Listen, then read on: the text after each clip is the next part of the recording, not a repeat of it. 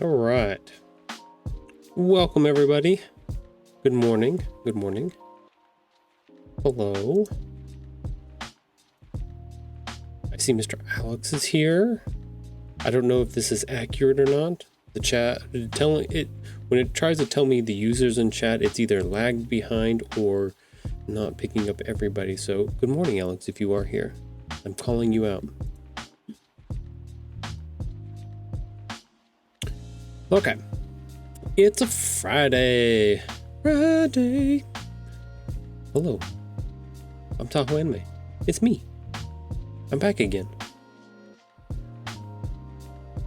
Still haven't figured out what I want to do for these openings. If I want to do something official, I want to do something silly, I just want to wing it every time. Right now, we're currently winging it every time, but maybe. I don't know. I gotta figure it out. Still working on that. More to come on that. Anyways, hello. Welcome. I'm a little scatterbrained at the moment. I've got several things going on. A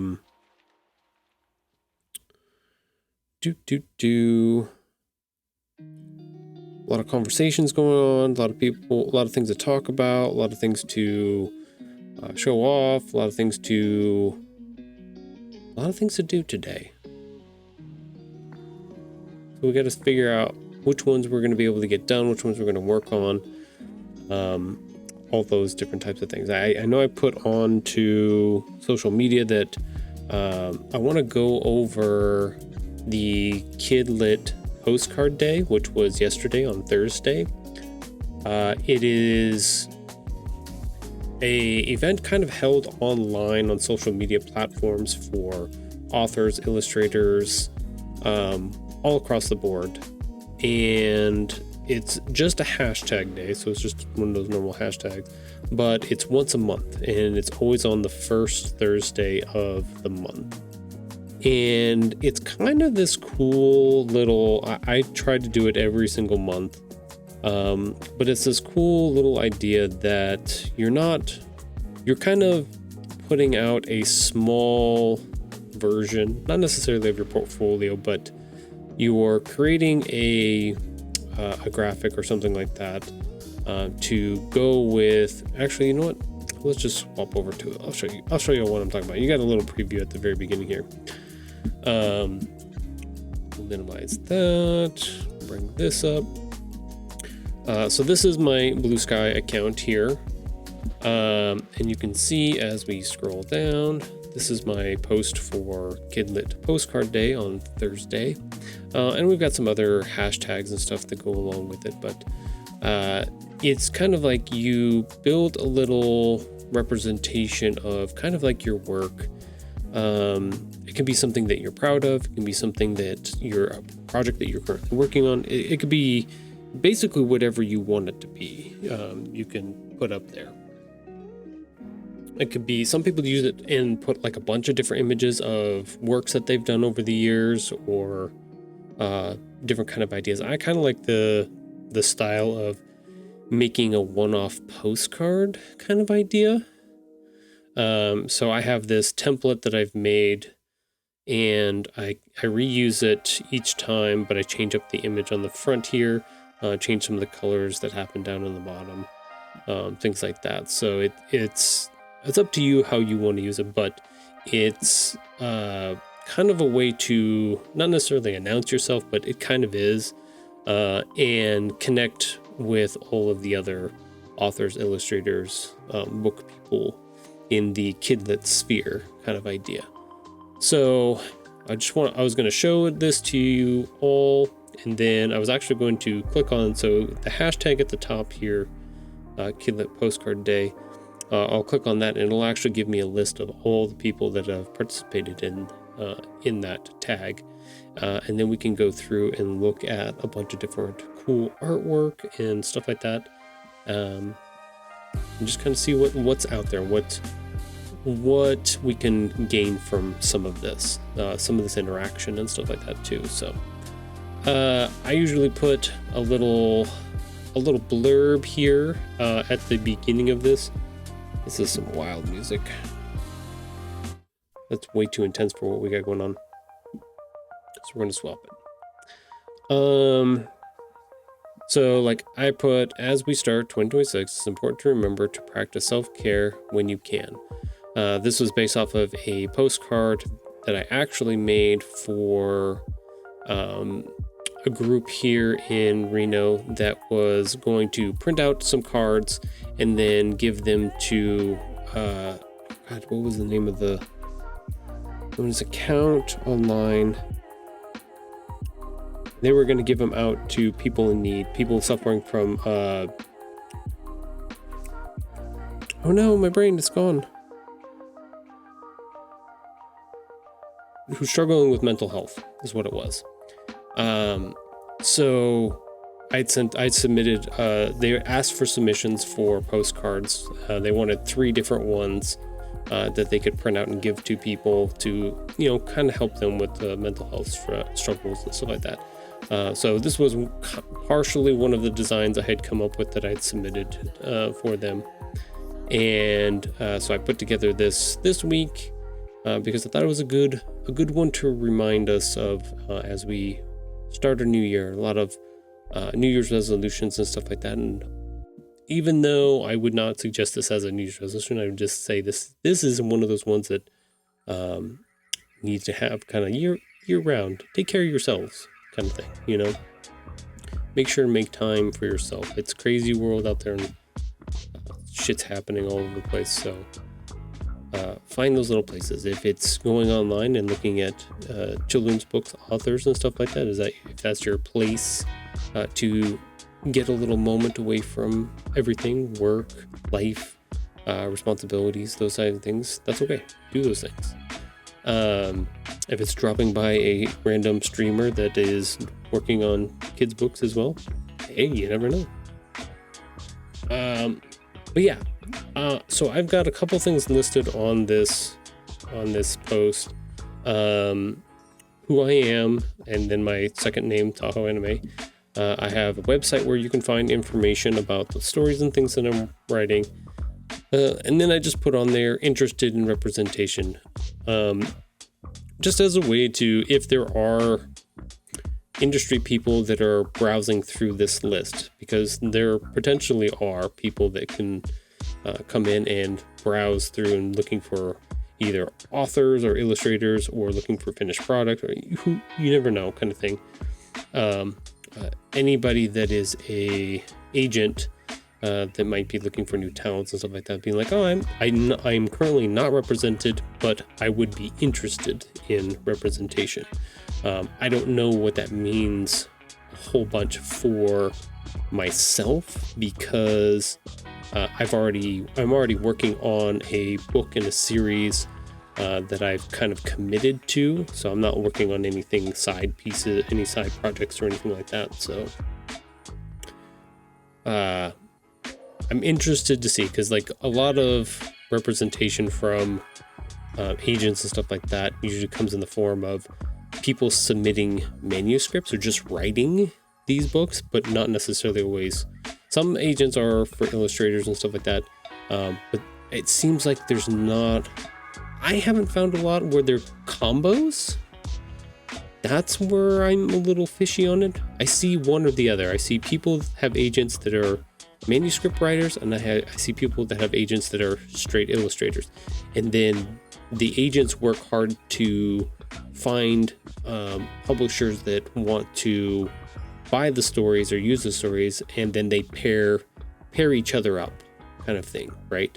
So they find them an illustrator finds an author, kind of thing. So it's kind of, this one I'm still a little sketchy on it in certain ways. So I don't know how that one quite works. Yo, Alex, what's up? Good morrow to you, sir. Welcome. Glad you can join us on this Friday. So anyway, so that's kind of what I've got set up here. There's lots of possibility with what this does. Bluesky is an interesting place. I find definitely way more creative professionals, I guess, in this space. This post actually from 23 hours ago actually did fairly well. It's got about 19 likes and 1 repost, so that's pretty good for me. It's about average for me on this as I slowly build into these platforms and start gaining traction and stuff like that. But yeah, let's look at. Let's see if my internet's gonna be okay with this. Oh, something went wrong. Retry. Well, we might not be doing this then. Oh, there we go. It did it. Huzzah. So we have an option here at the top of our list for Bluesky. We can pick the top rated post from the Kidlit Postcard Day hashtag, or we can pick the latest. So I like to jump back and forth between these two because I like to see the ones that are the top rated ones, the ones that have the most likes.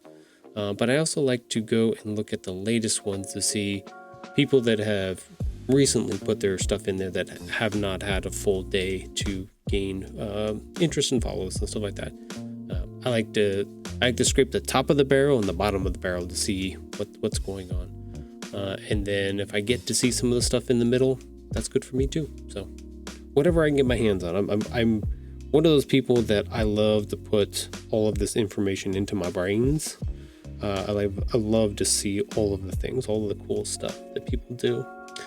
So yeah, always fun to do those things. So, and generally everything else, all of these, let's just get rid of, can we hide that? I don't give a shit about that stuff. Anyways, politics and stuff like that, that's not what I'm here for. Let's look at some art and some accounts at the moment. And then we'll get to my weekly post that I put up there on the right hand side. We'll talk about that a little bit later too. Some cool stuff here from Victoria Moderna. I'm Victoria, an illustrator from Argentina based in France. I enjoy painting trees and mosses and animals. Available for new projects, picture books, mid-grade covers, and more, essentially.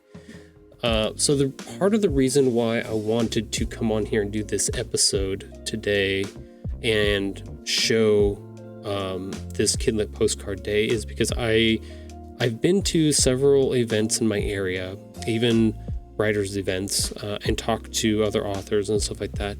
And there's always a lot of questions being like, hey, could you do a book for me or do some illustrations for me in XYZ style?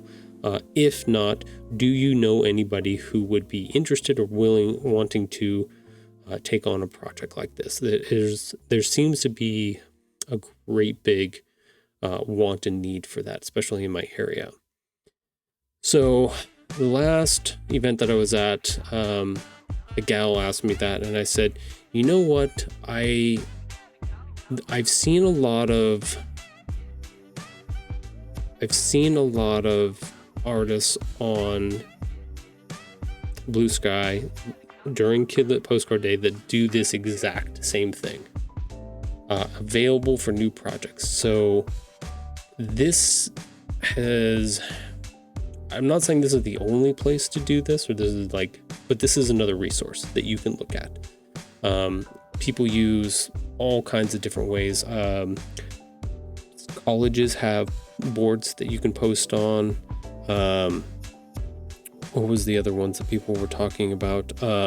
People have been finding people on like Fiverr, or worse than that, Craigslist or Facebook Marketplace, or like there's lots of different ways you can go and try to find artists, illustrators, even authors, even editors, or even agents. Like any of those things across the board, there are a multitude of places to go and look for stuff. I've talked to other authors and stuff that have picked up illustrators from where did they say that was? It was from other countries, like far countries kind of thing. So it just really depends on what you want to do. I would say that Victoria here is probably pretty popular. She's got a really wonderful sketching style here, painterly with the backgrounds and stuff like that, like a good mix of this good painterly / sketching quality style here. Great representation of this little bear here, standing up on its two legs, looking at this leaf falling down. Like, it's a wonderful composition here that she's put together, the colors and everything else. Very well interested. I mean, it's our top result on our search here. It's got 340 likes, 69 I want to say retweets, but that's not the right word. All of those things. So in a environment where she's saying available for new projects and stuff like that, she's probably going to be more on the expensive side, but the quality of work that you're going to get is going to be really high. That's the thing. So something to take into consideration as we look through some of these posts and stuff like that, and as we look at different artists and stuff like that, their work, and talk about some of that stuff. Go 69. You're welcome, Bishak. 69 funny numbers. Yeah. I don't hold punches here. This is not a kid show by any means. This is for anybody who's interested in any of this kind of stuff. So, but like I said, cool. I love this piece of artwork. We're gonna go ahead and we're gonna like that one because it's cool. I like that one. I'm surprised I didn't like that one yet. Charlene here. I've seen her. I actually follow her. She's always got some great artwork. Also another one interested in new book projects plus other kids related projects. So that's what this is the kind of thing that I'm looking for, is that if you're looking to find authors, illustrators and stuff for a project that you may be interested in, this is a decent resource, I would say. Or at least another resource. I see constantly interested in new books, or people, especially at the beginning of this year, right? A lot of projects and stuff have wrapped up at the end of last year, and there's going to be a little time here at the beginning of January, February, where people are looking for work and starting up the new stuff for the new year. So it's one of those things to look at, even when reading some of the literature from like our printer and distributor from Ingram Spark, where they say that there's like at the last 3 months of the year, there's a huge push to get books printed, and they usually have delays and stuff like that happen generally in those last 3 months of the year. And then January, February, March, first 3 months of a new year, those are usually like the cool off periods where everything slows back down. They don't have a lot of printing going on and stuff like that because those big rushes already went through. So it's kind of that down period where things then start to wind back up a little bit. Something to think about. always great. I love her characters and stuff. Very simple shapes, great character faces and stuff like that. I love that this is Godzilla characters. Mothra. I think that's Baby Godzilla. I can't remember which one that one is, but anyways. I do have to say though, like between a lot of these artists, a lot of, compared to what I work on with mine, which is very much a illustrator graphical style, most of these are going to be drawn either digitally or hand drawn. From what I've seen, that seems to be very much the style that a lot of people work in nowadays.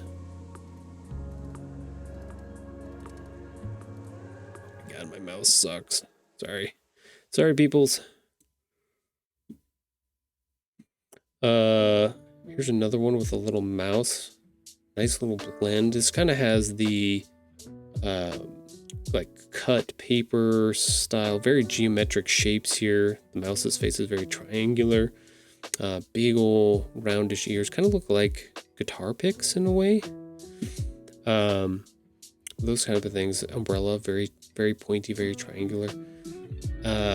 Styles and ideas. If you are looking for an artist to work on your book, kind of having an idea, and this is also a good reference page to look through with this hashtag, and to see kind of what you are envisioning for your title or for your book as well, especially if you're the author and you're looking to get an illustrator.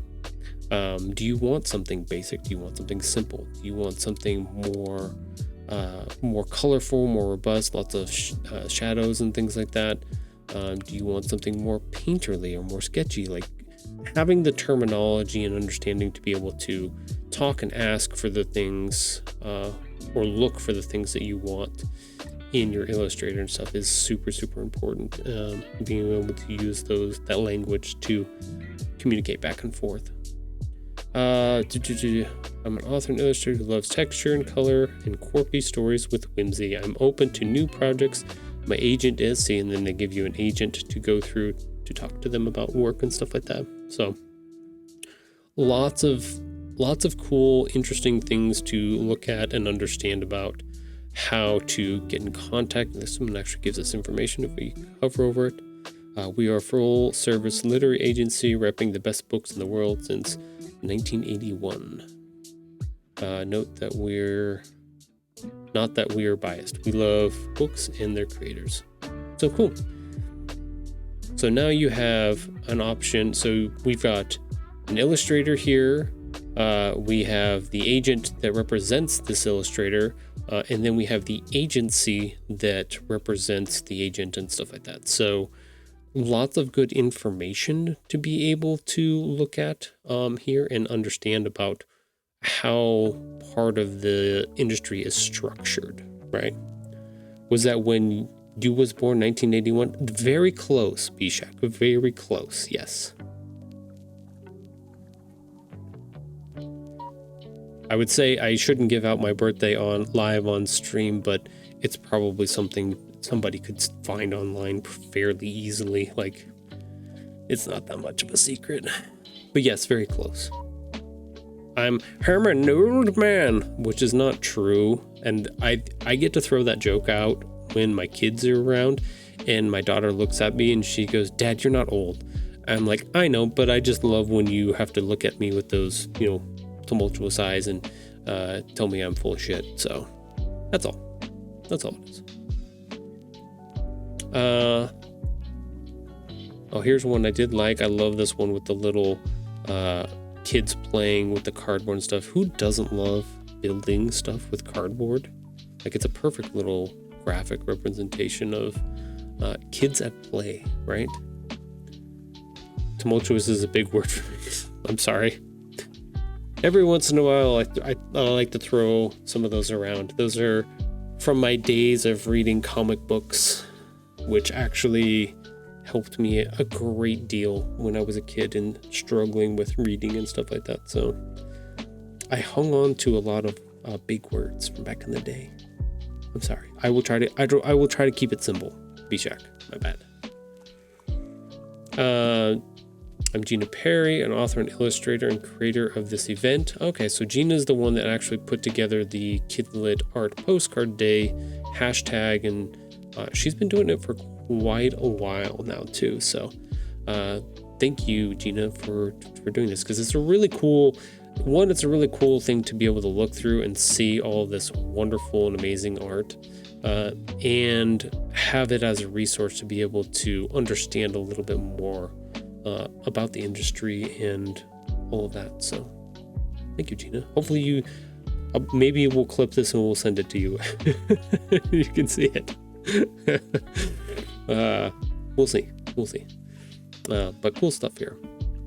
I love the little, I will always be a little bit drawn to like this comic style word bubbles. I love the strong little wispies that come down. That's very unique, very different than a typical like arrow shape. Like my characters have arrow shaped word bubbles, so very, very cool. I like these, super colorful. Just a wonderful composition. Lots of things to look at here and just absorb. And we've got a nice balance here where we go from tape, paper, cardboard, so we're bouncing top left, bottom middle, top right, but then we start back over at looking at the characters, and we stop bottom left, top middle, bottom right. So like a cool little zigzag thing here going on with the way things look, and we've got some line work here that kind of helps emphasize part of that. A lot of tape and cool cardboard things on the bottom here. Good stuff. Really, really good stuff. I love this. And part of the other reason why I wanted to do this today was kind of give you guys an idea of how we look at different people's works, how we talk about people's works, and stuff like that. So one of the classes that we did on Sunday with our Sierra Arts literary community was about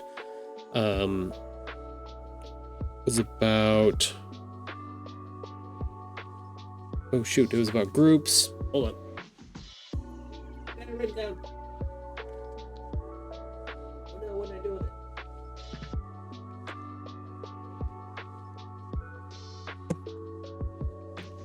Critique groups, that's what it was.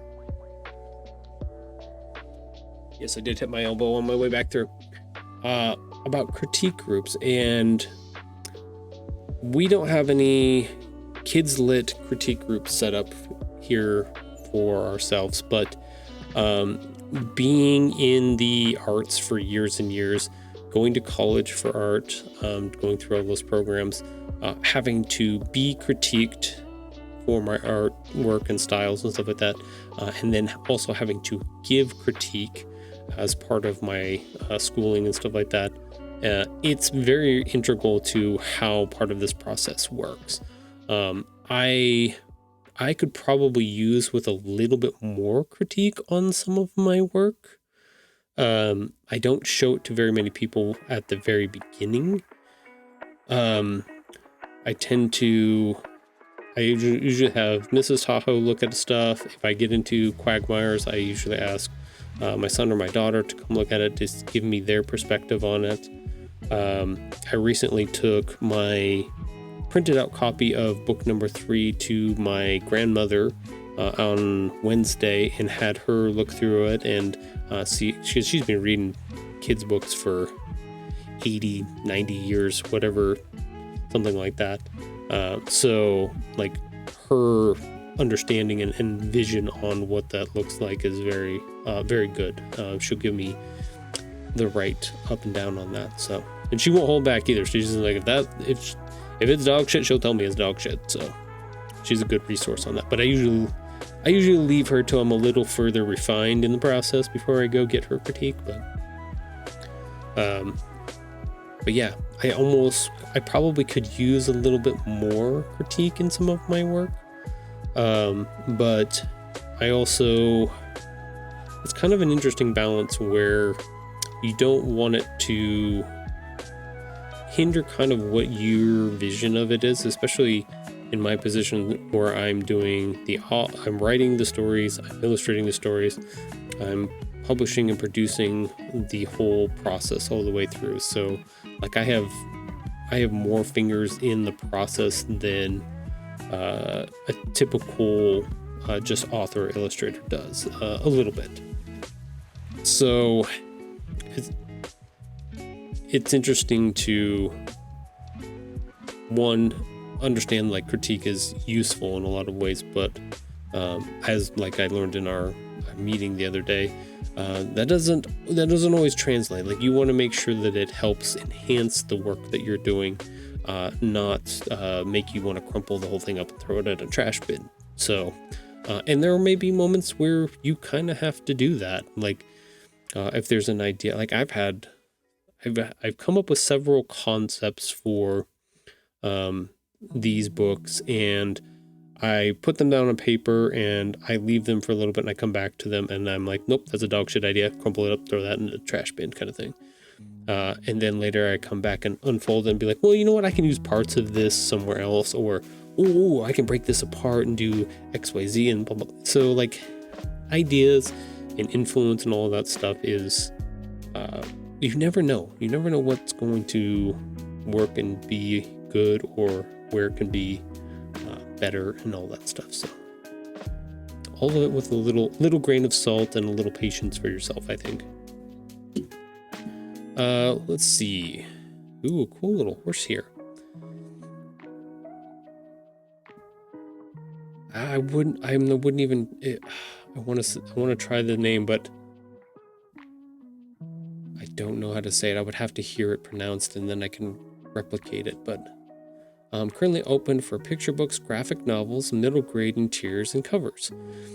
So this is obviously an illustrator looking to pick up basically anything in those realms. So like I said, really good resource for anybody who's looking to maybe find an illustrator. Wonderful drawing, wonderful composition here. Very, very painterly. This almost has I'm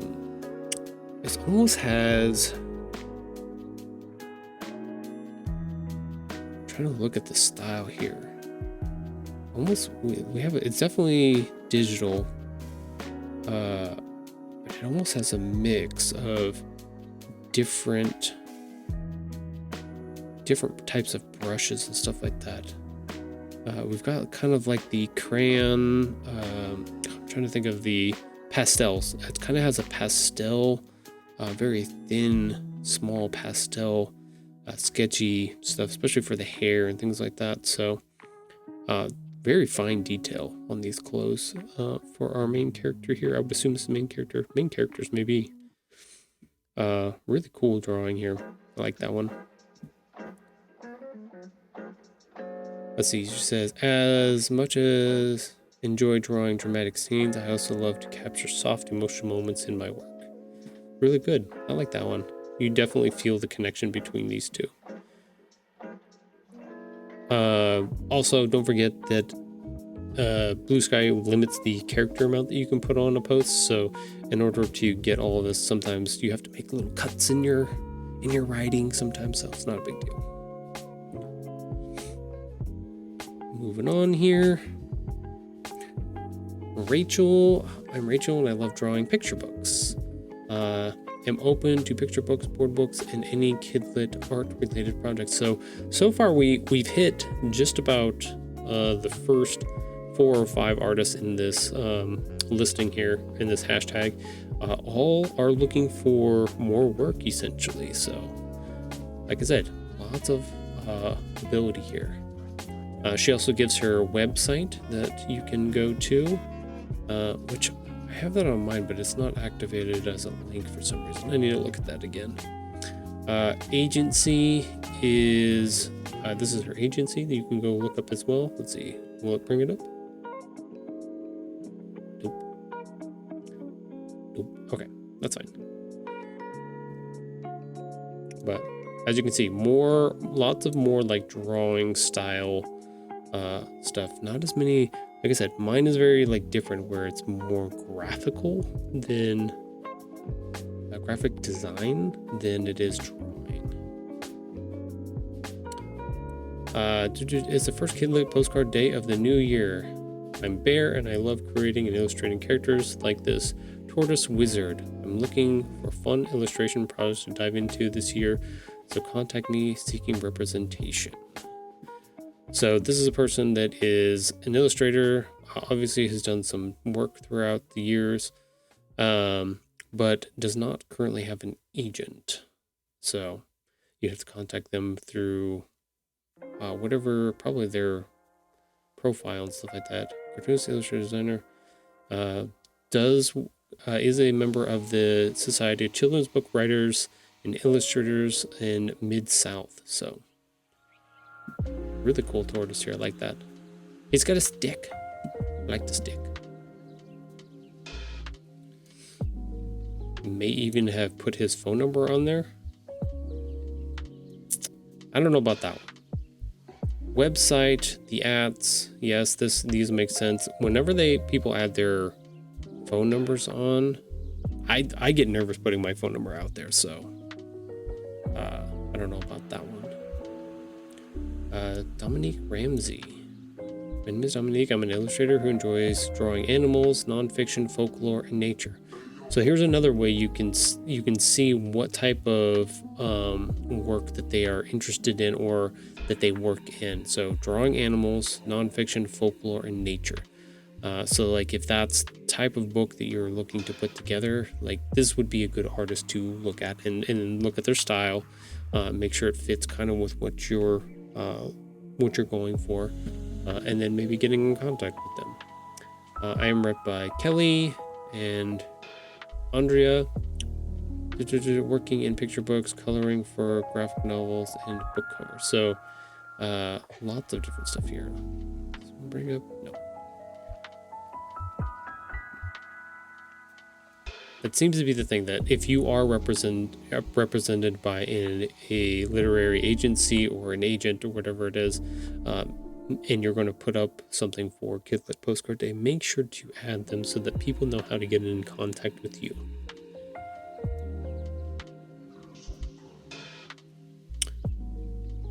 Here's another one. Mike. Definitely looks like more middle grade style just off of the basis here, but not necessarily. I'm Mike and I love creating fun characters driven work, both spooky and funny. Spunny spooky? I love that. That's a good joke. This guy is going to be fun. He's going to be funny to work with. I'm repped by this person, by Vicky.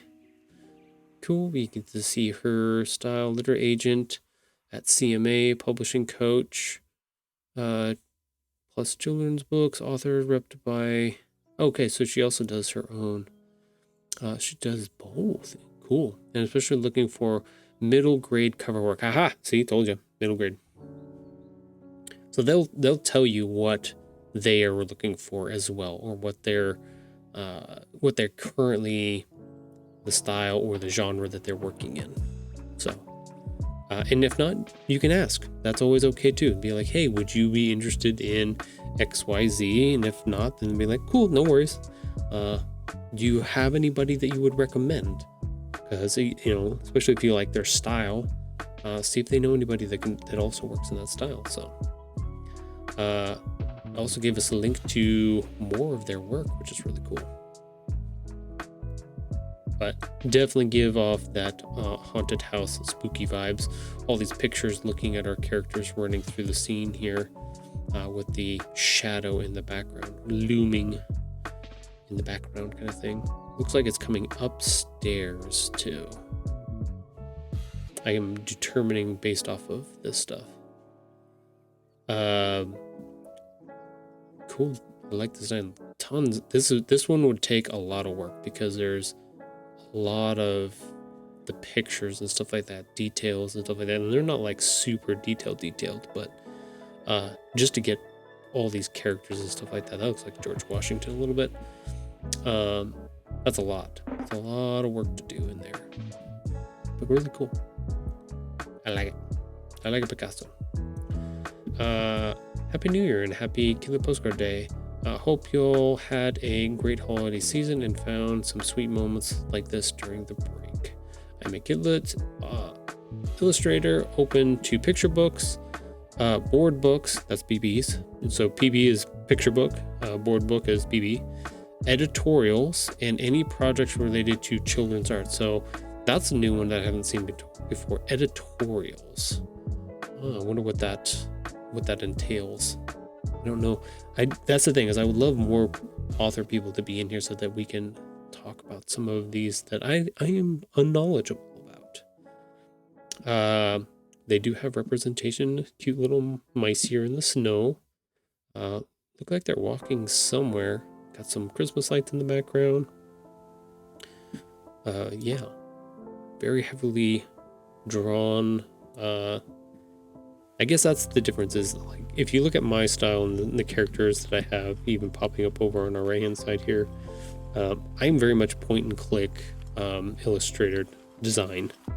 You guys have seen it on stream here before. I literally work just with each of the graphic points in Adobe Illustrator. So oh, Patch is yelling at us. Yes, thank you, we hear you. Hi. Yeah, hi. Silly cat.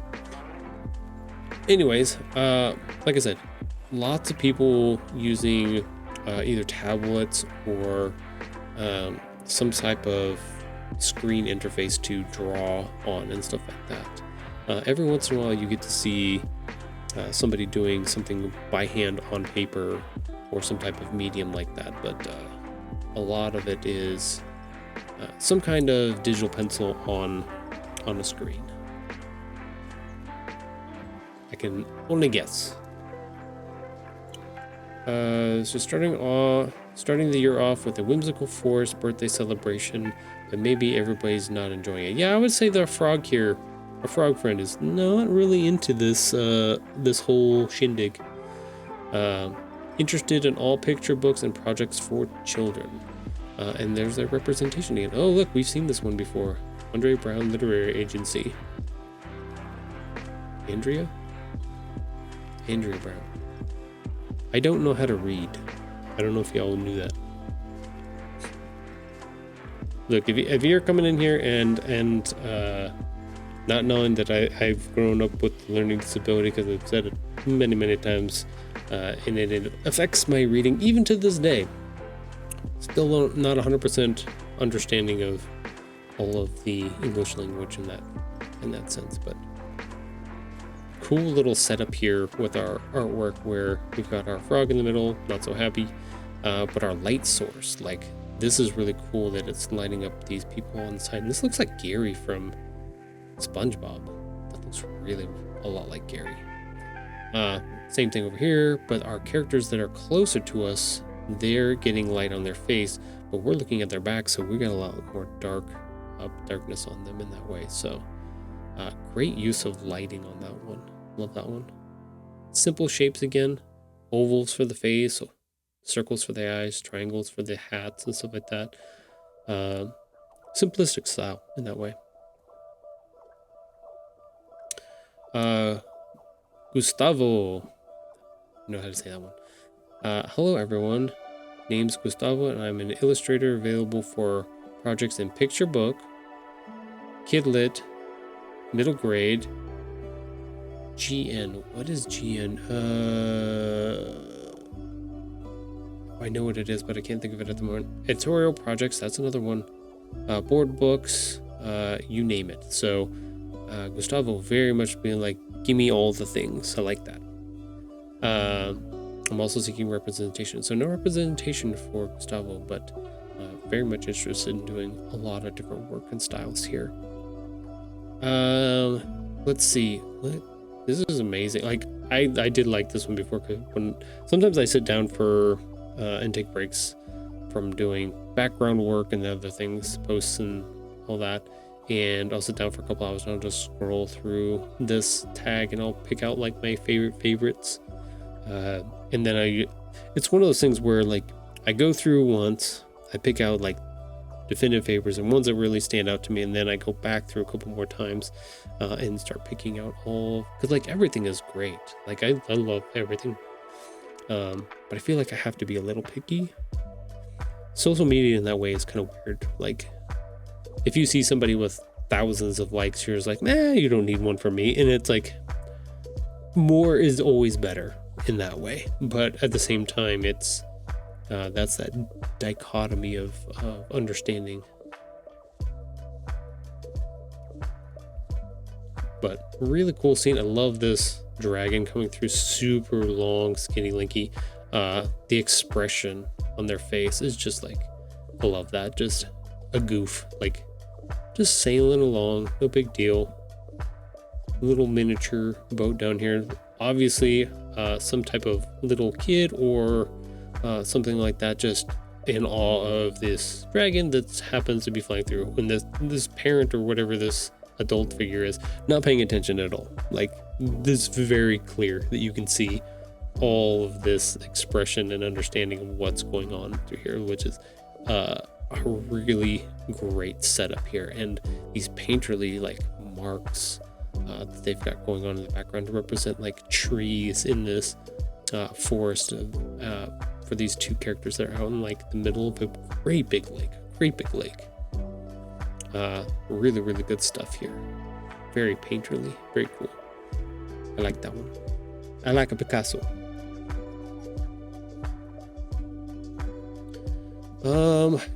Angela. Happy sparkly new year. I'm Angela, a Midwest illustrator, ready to work together to bring new kidlit projects into the world. She has her website, she has a representation. Bookends Literary Agency. Oh, there's a new literary agency, the one we haven't seen quite yet, and from our other artists up here. So definitely another one to look into or look at. Very representational here, very painterly on this. Really cool stuff. Colors blends on these are really, really fun. I love how that works here. Very ethereal looking and feeling in this way, but not like crazy. Like I don't think these characters are out in some weird space, time, another planet kind of thing. Like it's kind of, we can determine from our scarf and our characters who are bundled up here that this is probably some type of snow that's going on, and our tree here is very much in that winter. There's no leaves on it or anything like that in winter time for sure. It's obviously nighttime of some sort. These are probably stars from no, these are probably sparkles from, it could be a little bit of both, because we've got like firework ideas going off over here. We've got these characters holding sparklers. These could be nighttime stars. We also obviously have snow falling with these big white splotches and stuff like that. But we also have these big blobs of color, kind of giving that, have you ever seen photography where they have, oh God, what is it called when your eyes are, you're driving at nighttime and they get those big blobs around lights and stuff like that. It's kind of like, shit, I had it and it just left my head. Anyways, kind of giving a lot of that, kind of giving like end of evening, right as the sunset is going up, kind of that last ditch color coming in here as the nighttime kind of slowly comes in. It's really cool piece of artwork here. I like that. It's a good one. Let's see, we're getting pretty close to our first break, which then we're gonna swap over and do some actual work today, and stop talking about other people's work. Oh, I know, right? I could probably do this for 3 hours. Just look at people's cool stuff and talk about it the entire time. But we'll do one more. I'm Brooke, and I'm an author and illustrator. Hey, look, author, illustrator. Looking for picture book, early reader, and graphic novel projects. I'm represented by Marissa Brown at Pippin Properties, and you can see more of my work at her website. Cool. Yeah. So got representation, has her website out. Looking for more work. Oh, she's an author and illustrator herself. Be interesting to see what other projects she has worked on. 2025 PBR Rising Stars Mentee. Okay, so she mentees other authors and illustrators and stuff like that. Former children's bookseller and school librarian. Okay. Current tired mom. I feel that. I understand that one. Self-taught and still self-teaching. Yep, I feel that one too. That's a good one as well. Yeah. Very nice, Brooke. I like that. Oops, I clicked on that. That's not what I want to do.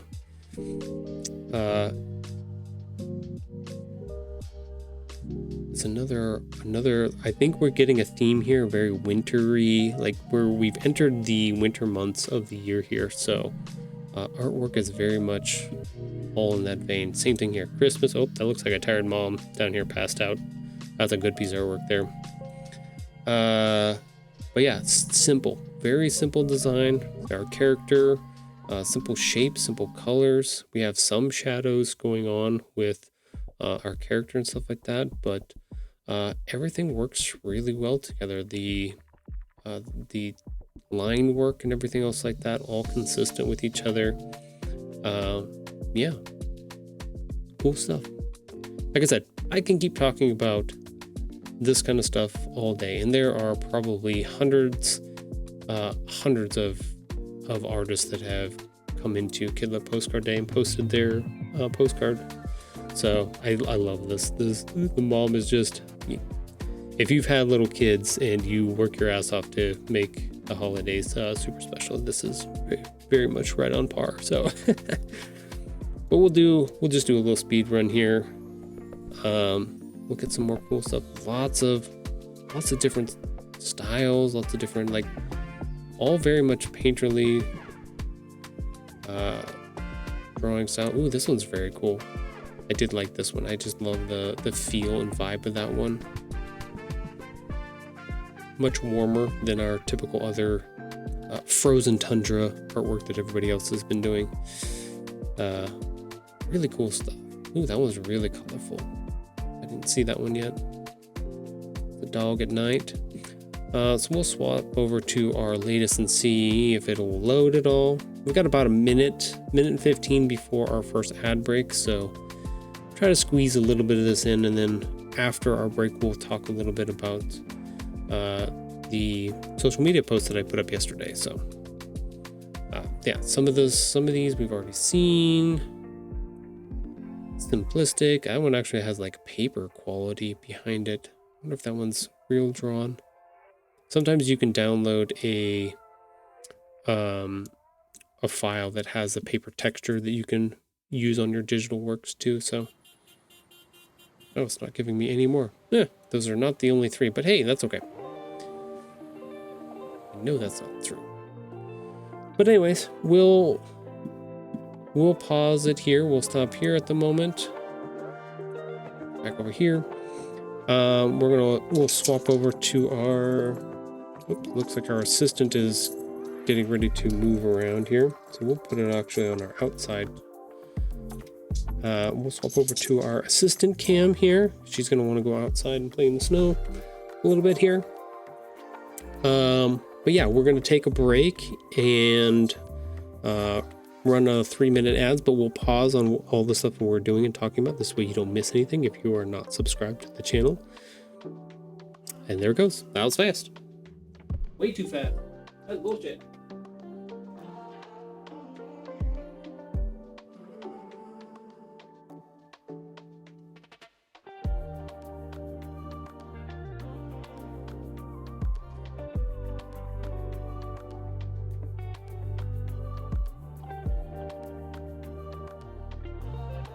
Oh, I love Twitch. I love when it's just like, yep, you're getting ads right now. And we're like, no,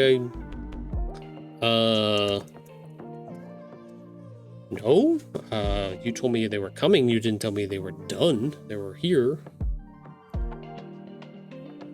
That's too fast.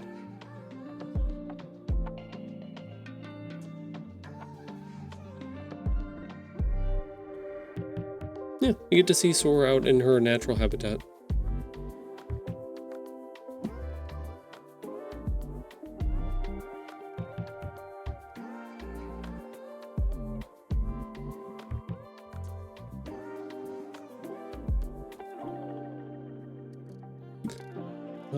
There was somebody else I was thinking about on Threads.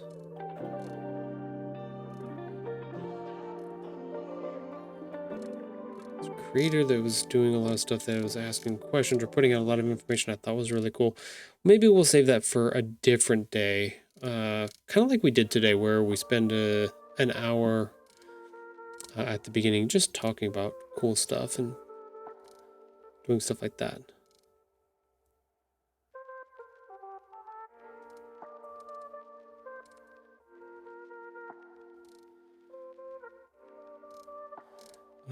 Yeah, because I'm not finding this account that I want to.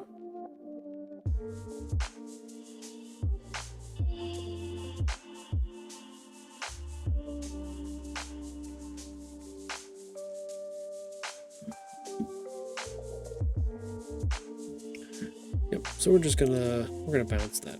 That's fine. We don't need it. We don't need it. We should probably do some real work today. I know.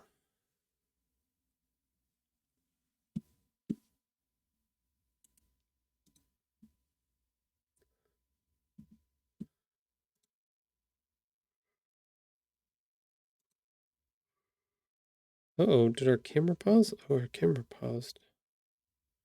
Oh, wait. Is this... Wait a minute, the stream is doing... Wait, what's happening here? Now I gotta go check. Oh, no. Is it doing okay on your guys' end?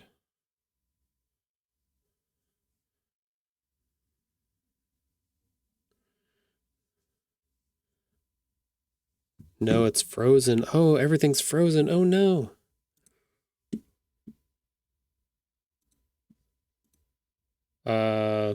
Okay, that is working. Well, what a time to come back from a break is everything broke. Do that for the moment. And go back to that? Okay, so that's working again. We will go off of the camo studio. We'll go back to it. Okay, so that's back now. That was wild. Okay, we continue our computer program problems for 2026. That was an interesting thing. So it was still running the banner for the ads. It was still publishing the audio and doing all of that, but it froze the capture of the VTube mini, and then it froze the camo, which is our little our outside cameras and stuff like that. Wild. Hey, adventures in streaming, you never know what's going to happen here, so I still blame Apple in their update to their macOS Tahoe. Yes, I know it's named after me. I couldn't avoid it. It's just the way it is. But I shouldn't have upgraded so fast. I should have waited. I still run into issues with it. It's poopy. I should have stayed on the last one. That's okay. I will figure out how to work around it. I will do the things. It is okay. Yeah, see, that's definitely not the right page because I closed that one a while ago. Okay, and now it's broken Illustrator. Okay.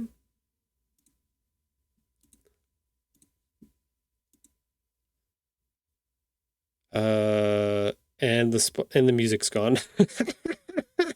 So it just broke all of my links to everything is what it did. Oh, that's awesome. That's awesome. You guys are getting none of that. Just straight me talking. Yeah. There you go. We got music back.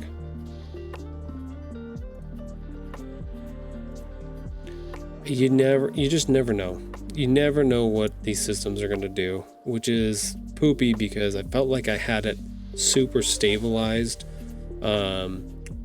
last year for the previous OS, and I was excited because I was like, oh, I waited like 6 months to upgrade my computer to the new OS. I was like, oh, that should have been plenty of time for them to get everything under. It should be great.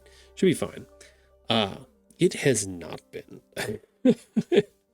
Luckily, I have been able to do a lot of work, but at the same time, it has caused me a lot of strife too. So, made things definitely way harder. Like I probably have half of the things that I normally would have up and running on the stream turned off at the moment because of because of the problems. So, hey, that's just the way the cookie crumbles. Gotta roll with the punches sometimes. So, we got it back. So, I think everything's. Let's see if everything's working. Yep. Okay. Everything's working correctly.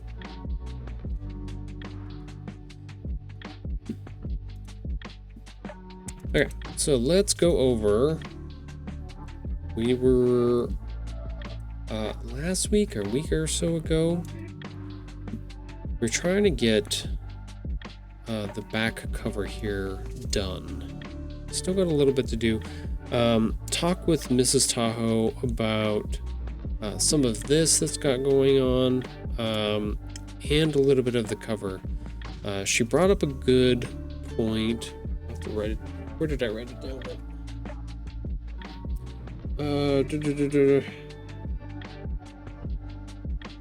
What did she ask me to do?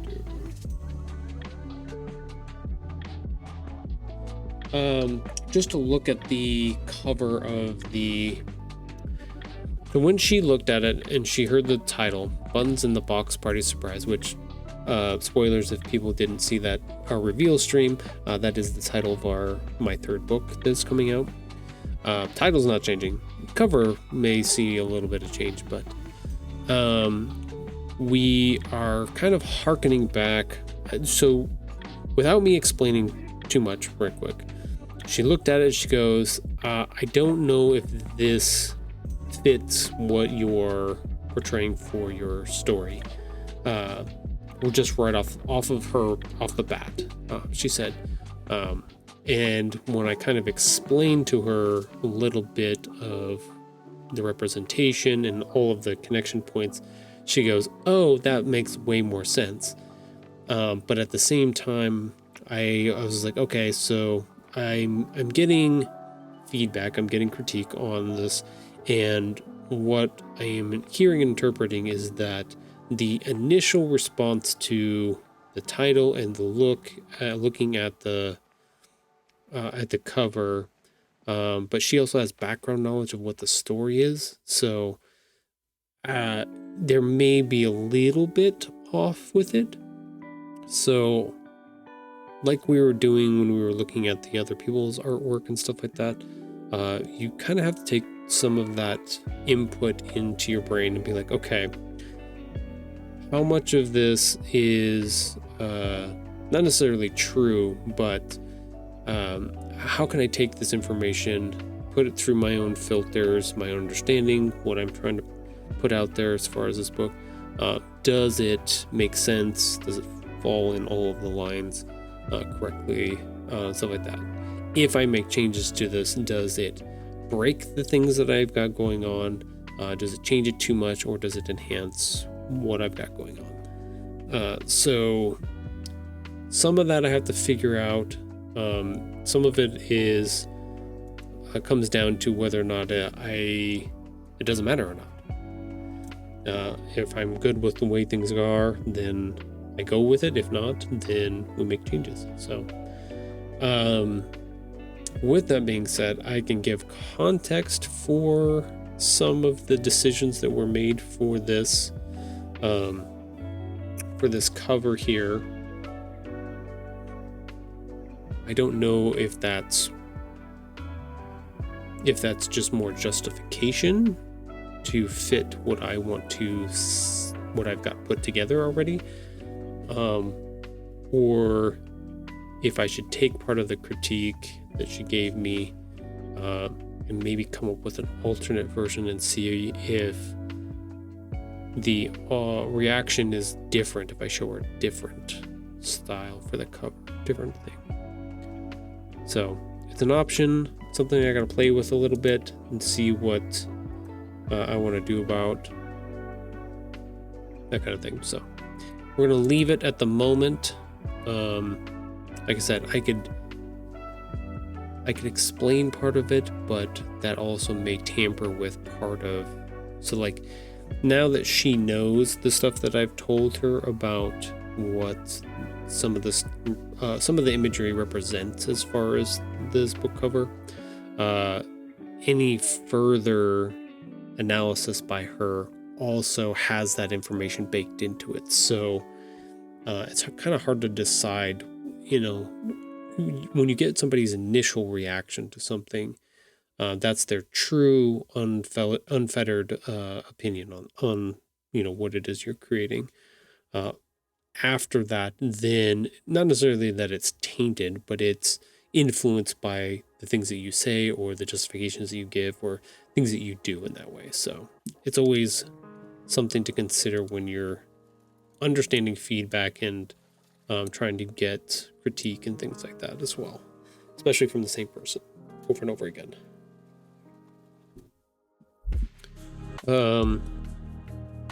What I did want to do, so this third story focuses around introducing our second main character,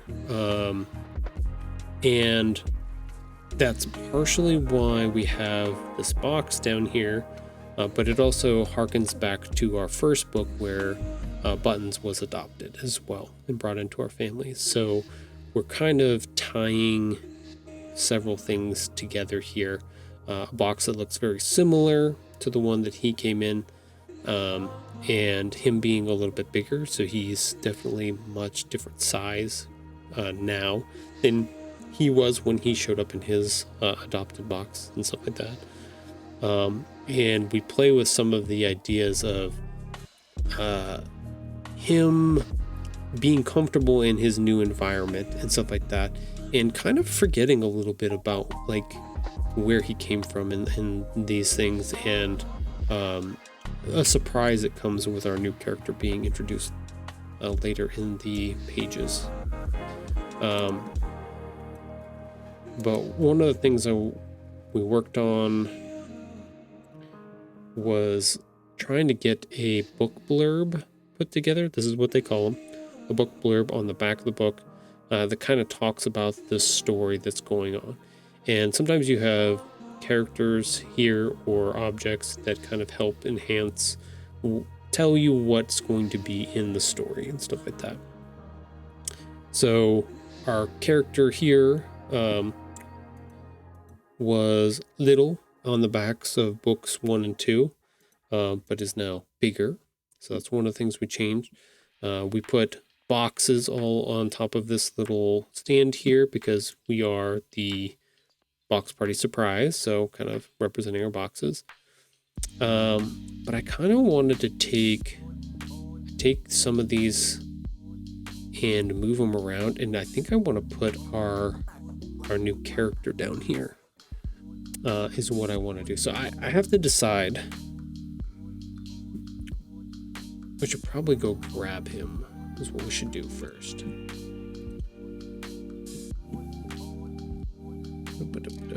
It's in the promo materials. Hey, it's Patch. Look at that. Let's go ahead and select all. We'll just take him as is at the moment. Might bring in some faces later on.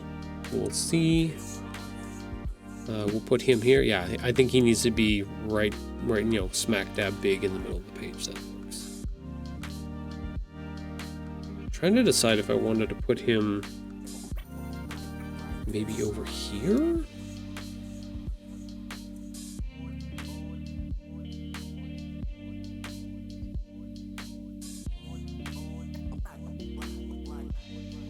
Might have to move Buns' tail.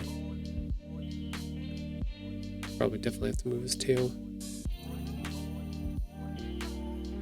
Okay, so this was one option idea that I had. Put him there. Don't put all of that. The other option was to take him and put him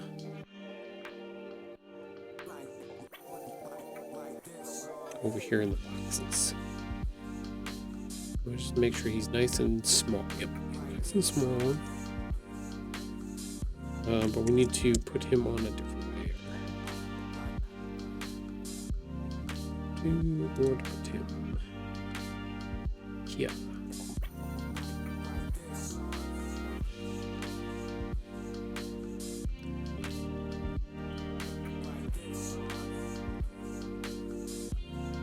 I don't know why that turned on. It's okay. Let's move that up one. There we go. Nope, that's not what I wanted. Select all. Group.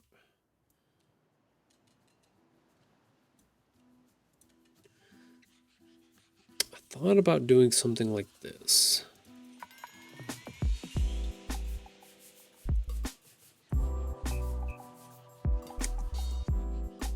Rid of his little paws here. Put them on its own layer. So he's holding on to the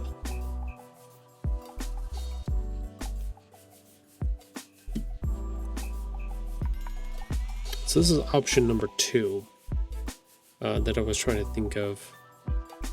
And yes, I'm distracting myself from actually writing the book blurb, but yeah, it's one of those things. It's okay. We'll get there. We'll get there, I promise. Hey, good morning, Sunny. Hello. Welcome.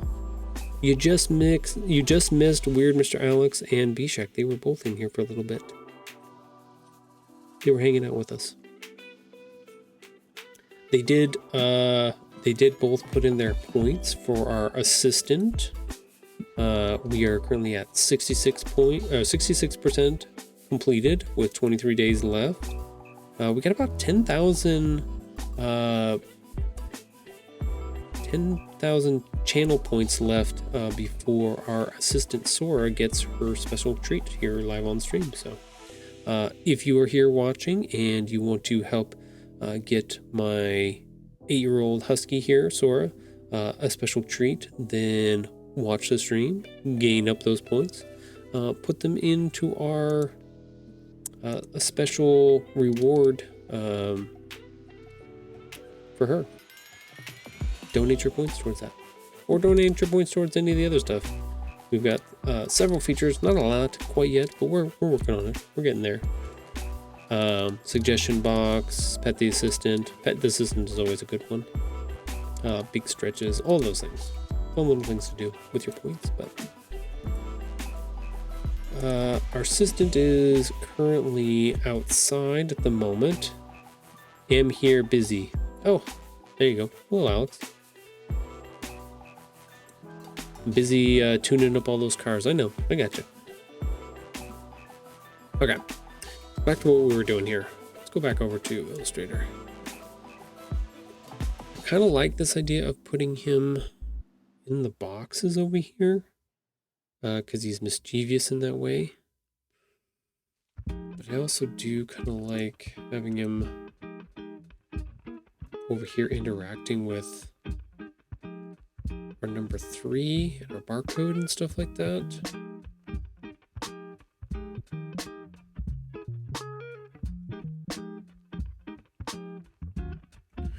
So the interesting part is that as we proceed through these books, there's one other character that we're going to add, and that is Sora. So as you can see, real life Sora, she also has a character in the book as well, because these are all their adventures through the world.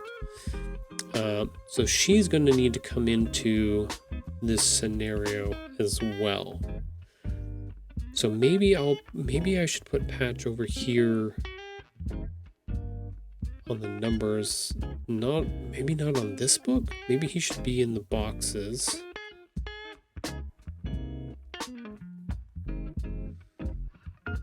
And then we put him over next to over here on the second book, or a little bit later. A lot of this is going to evolve and change over time. Let's do that.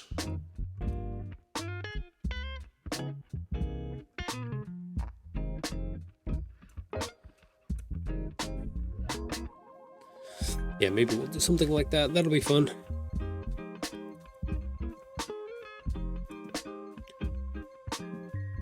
So when we were talking about other people's artwork at the first hour of this stream, when I was talking about my style and graphics and stuff like that, what I mean by that is if we go into this little paw here,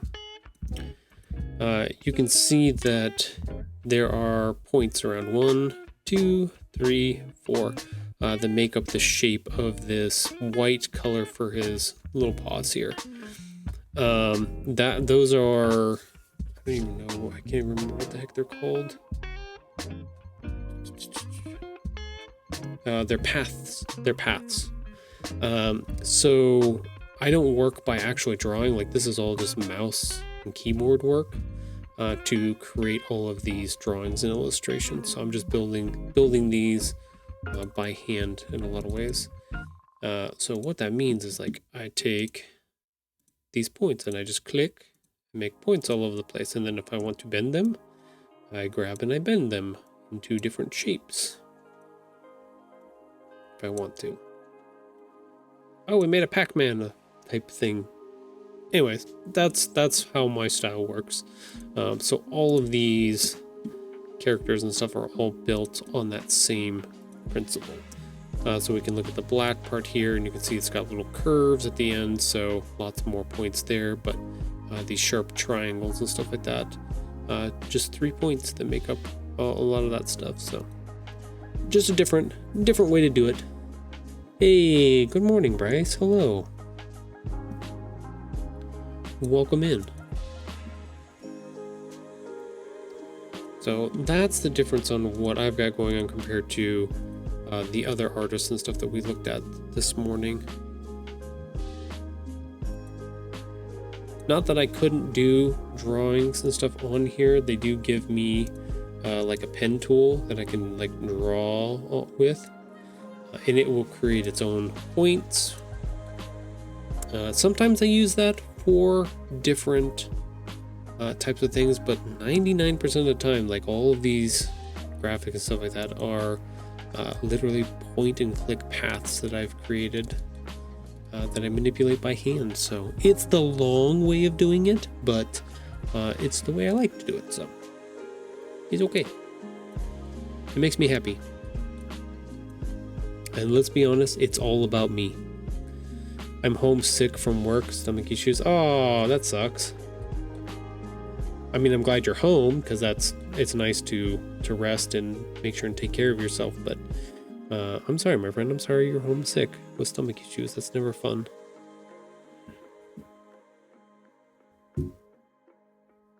Never fun at all.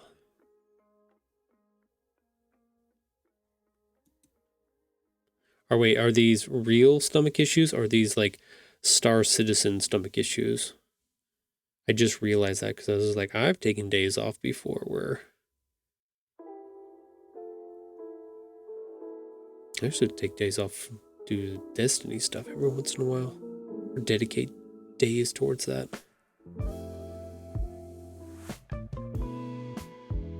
I'm gonna have to see a doctor's note. Though, for real. Okay, cool. I'm gonna have to see a doctor's note. Otherwise, I'm gonna have to call. I don't even know who I would call. I'm just joking. Sometimes my idle threats don't go through, and I'm just like,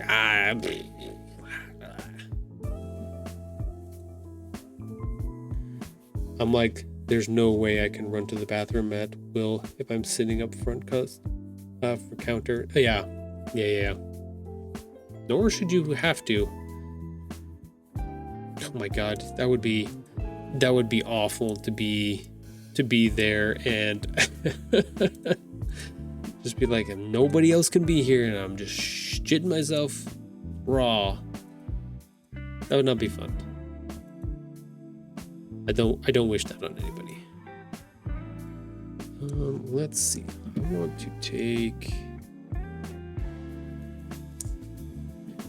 to duplicate that, and I want to duplicate this. Duplicate that one. I want to move this over here because I want this. I can actually make that a little smaller now. Let's take this one and get rid of that.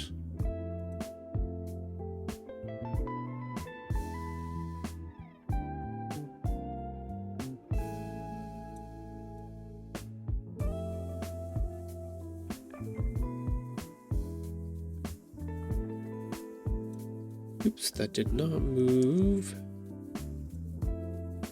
Barcode though.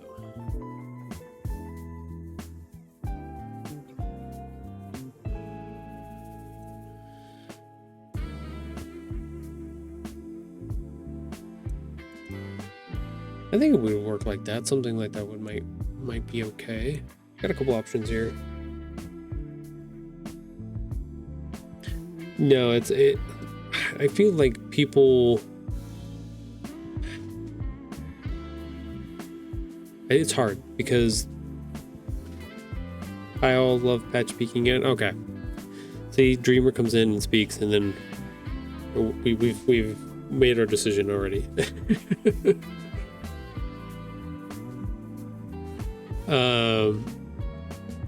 No, like being sick at work sucks. Like literally, like we should not have to work when we're not feeling well. Like that's a big thing. Unfortunately, I know that there are people that take advantage of not going to work when they, like I said, choose to do other things. Yeah, that's what I was trying to think. Like, do I do the back and forth of this is our title stuff up here says Stitch Tales, an exciting series that weaves together true stories that have been greatly embellished over time. Join Buttons, Patch, and Sora. So we know that there are 3 of them, but I've only, since we're slow playing how this works across the series, we're building into each character that comes in as the series moves on. We know that the 3 characters exist, and we know because we've seen the pages and stuff like that Patch is going to be in this book, and this is his reveal moment.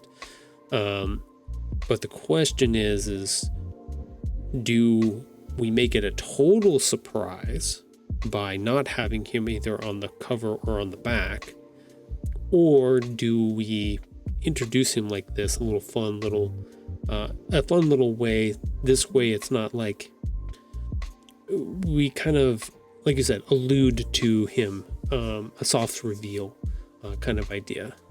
A slight surprise would be if there were 2 sets of paw print tracks. Yes, that would be another very soft, way to get the idea across. You know what I mean? Like we're super soft doing that by putting I Heart Adopted Animals and being like, we know Button's adopted, but are we reintroducing the idea of another adoption here? Like it's very super vague. Like this one's a stretch, like really big stretch. And I think that's what Dreamer was picking up when we were talking about the cover and stuff like that. It's like this is super stretch, but does it help soften some of that stretch if we kind of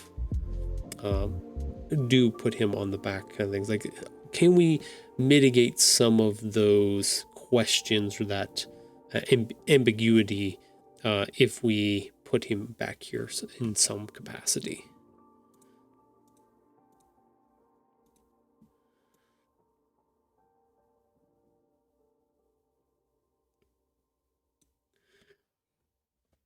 Find out more next week on another exciting adventure.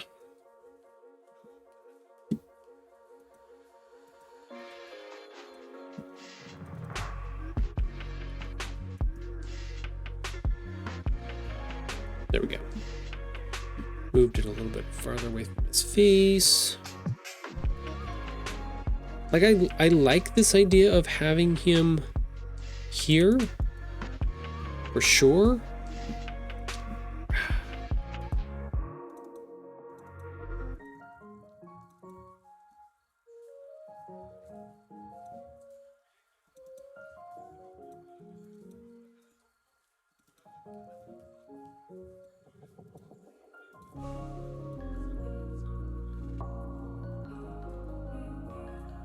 You never quite know. I forgot, I don't always have to click out of it. Ugh. We learned this last week. I can actually just go backwards through the groups.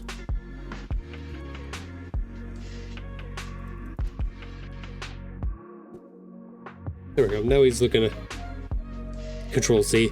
Yeah, no, it doesn't work for that one. So I always forget. We figured this out. Was it last week or the other week? Because of their grouped. So now we've activated inside of this group. In order to like move his eye around, we have to go into each setup of that. So now we gotta select this one. So now that's that one clipping group. And normally what I do is if I want to go back to the other one, I'll double click all the way out. I'll close it, but I forget there's a bar up here at the top left where I can just go backwards through the different ones to get back to where I want to be. I'll forget sometimes. That one's still new to me. I think it was better. No, redo move. Redo move. That was better there. Okay.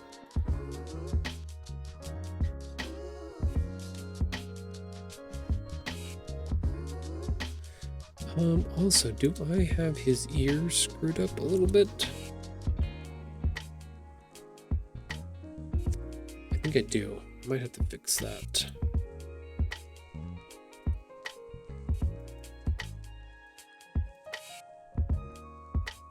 Oh, god dang it.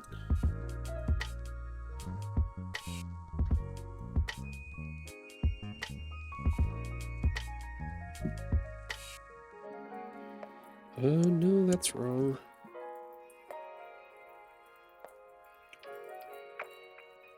Maybe it is right. Maybe I'm wrong. It definitely does not go into the point correctly. Did I forget to flip it? Oh, definitely not a... That's definitely wrong.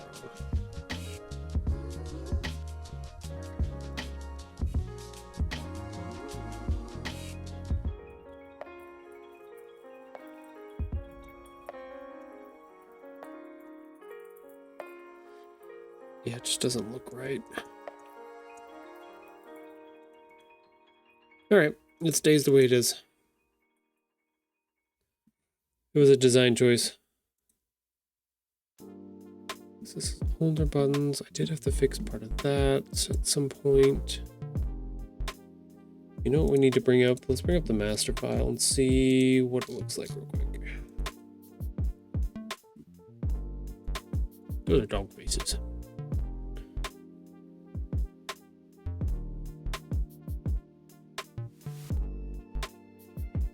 No, that's correct at the moment. Oops, wrong one.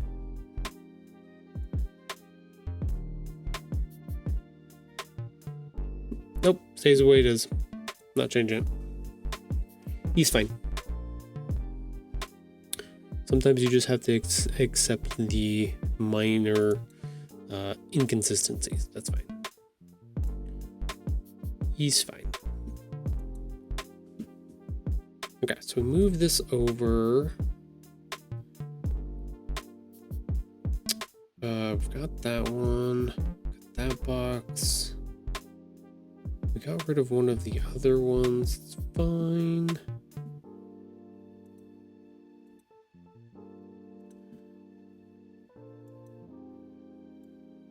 Let's move this one over a little bit.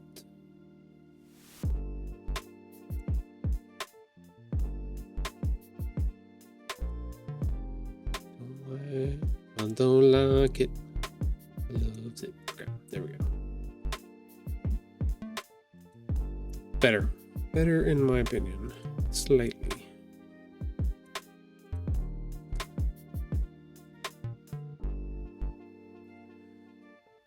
Do we want to make this? Yeah, make that down low a little bit more.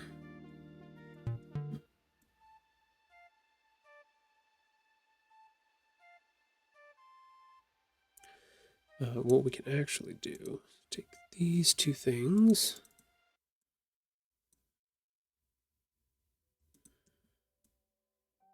Move that. There we go.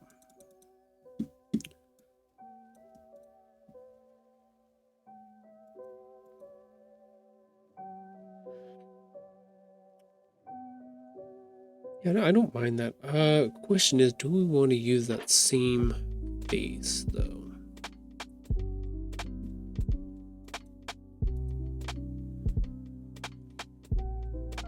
Let's see. That's right. Little hands.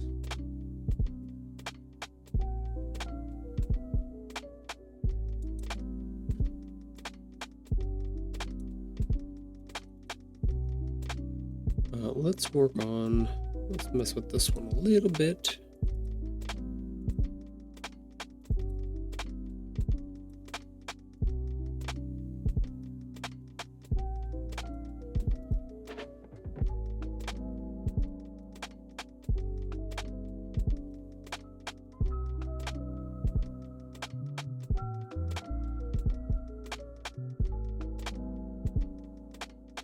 Definitely have to move Buttons' tail.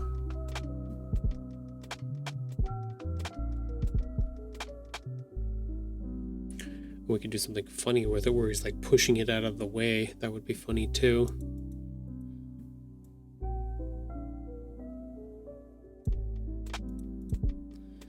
I wonder. Okay, we aren't on the same levels.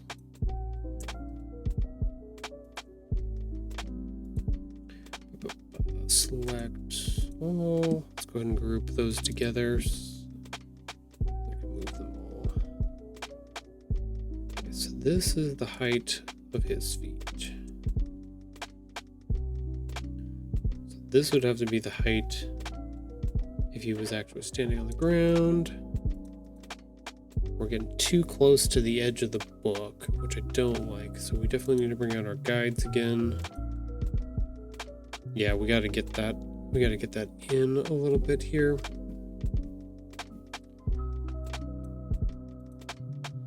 So I try to make sure. So we've got this like 1/2 inch setup here. We want to make sure anything that's important is within that frame of the box here. So like our character bouncing outside of it potentially could end up either cut or wrapped around the edge, which we don't want. Do I have a physical copy here? Yeah, he would definitely get wrapped right there. Right where that red line comes through. That's where he would get wrapped around and bound inside of the book. So we definitely don't want him there. May have to suspend a little bit of belief here. Even this is going to be... We're pushing it a little bit here.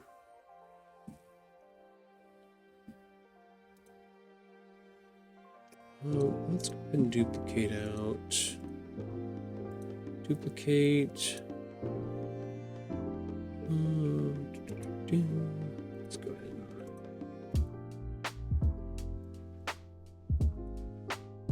and get rid of his tail for the moment. Figure out what we want to do with that.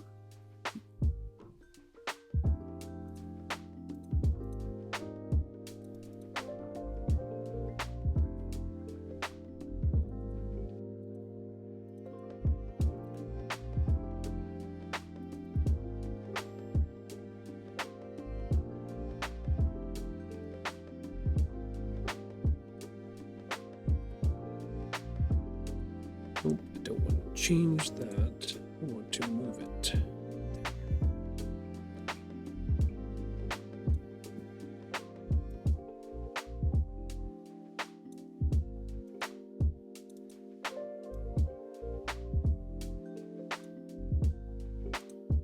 Yeah, much better. See, when I use the tools correctly, then it moves much smoother.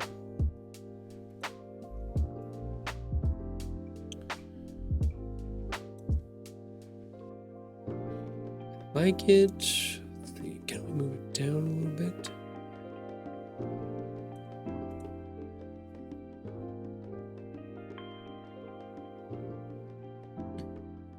Yeah, the question would be, if we get to this stage where third character comes in, we should be able to grab her real quick.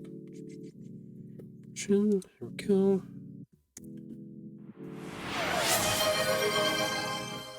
Ah, yes, thank you, Sunny. Sunny_Ruth says save your work. Thank you, Sunny, for reminding me to save my work. I appreciate that. You are my savior. You're my hero. So our big deal is that Thora was much bigger than Patch and Buttons.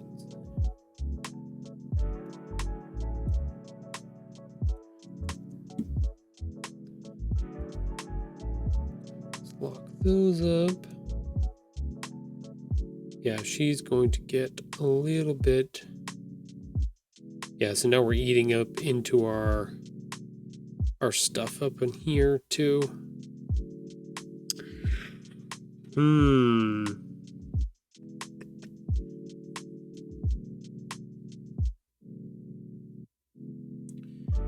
don't want her to wrap around on the inside of the book.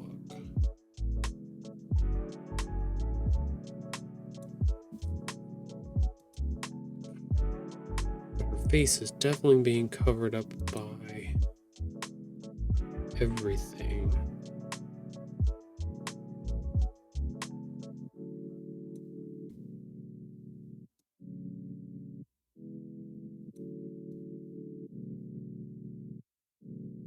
And that would just eat up everything else there. May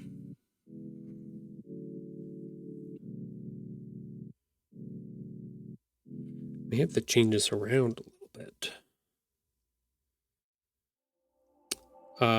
This may be one of those, this is future Brad's problem. I may have to make this. Sometimes you want to plan out all of the things, and sometimes you're just like, you know what? I'm gonna put that on pause and let my future self have to deal with it later, and I can curse myself out for it at that time. So yeah, it may be one of those ideas where we have to scale part of this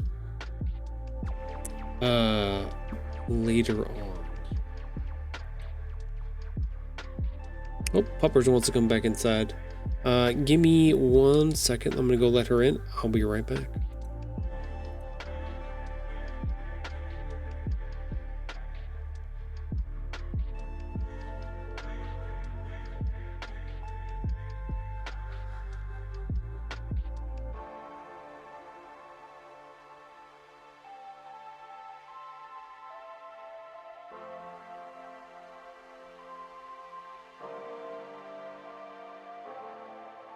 Okay, I have returned.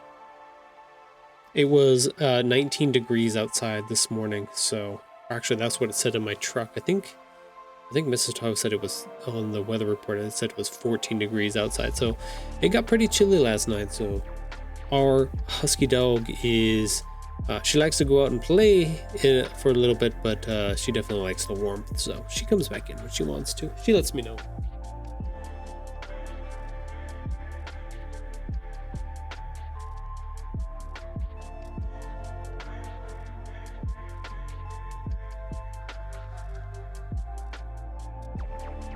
Okay. Yeah, I really got to decide whether or not I want to. We've got a couple things set up here that I want to keep consistent. These 3 spots on the back cover for objects that come out of the book, they get put on the back to kind of show what's inside of each of the stories. So those 3 spots have to remain where they are, so we can put stuff there. Something has to be happening with this box over here that kind of gives information about me and where people can find me and stuff like that. And then kind of using this left-hand box over here, the space where the barcode needs to go. Looks like that. Kind of as a little, the little number has to stay exactly where it's at. That doesn't change. Like I was showing before, the difference between these two, the number doesn't move. But our character gets a little bit older and a little bit bigger here. But we may have to scale that at some point.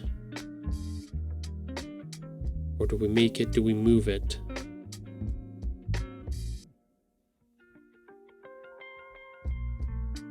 So we have the opportunity here to play and make it like its own little comic strip that evolves over time.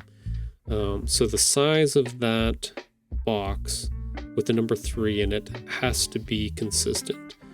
I had kind of planned on that box staying exactly where it was and having everything move around it, but I may need to change that plan so that I can future-proof it a little bit. If I was gonna do that though, I should have moved it in book number 2.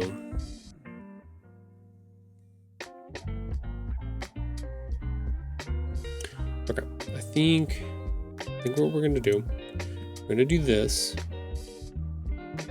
I think we're not going to do him there. We're going to put him back over here where he belongs. We're going to keep a bunch of this other stuff just in case I change my mind again for some reason, which happens, as you guys have seen, quite often. I think this is a better setup for this. We also get this setup that our character is bigger.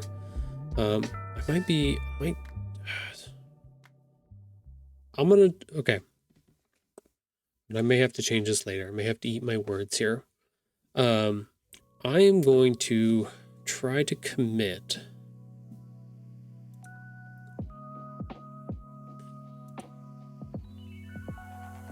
Let's do it this way. Let's get rid of this. Get rid of this. Okay, so number 3 is by itself now.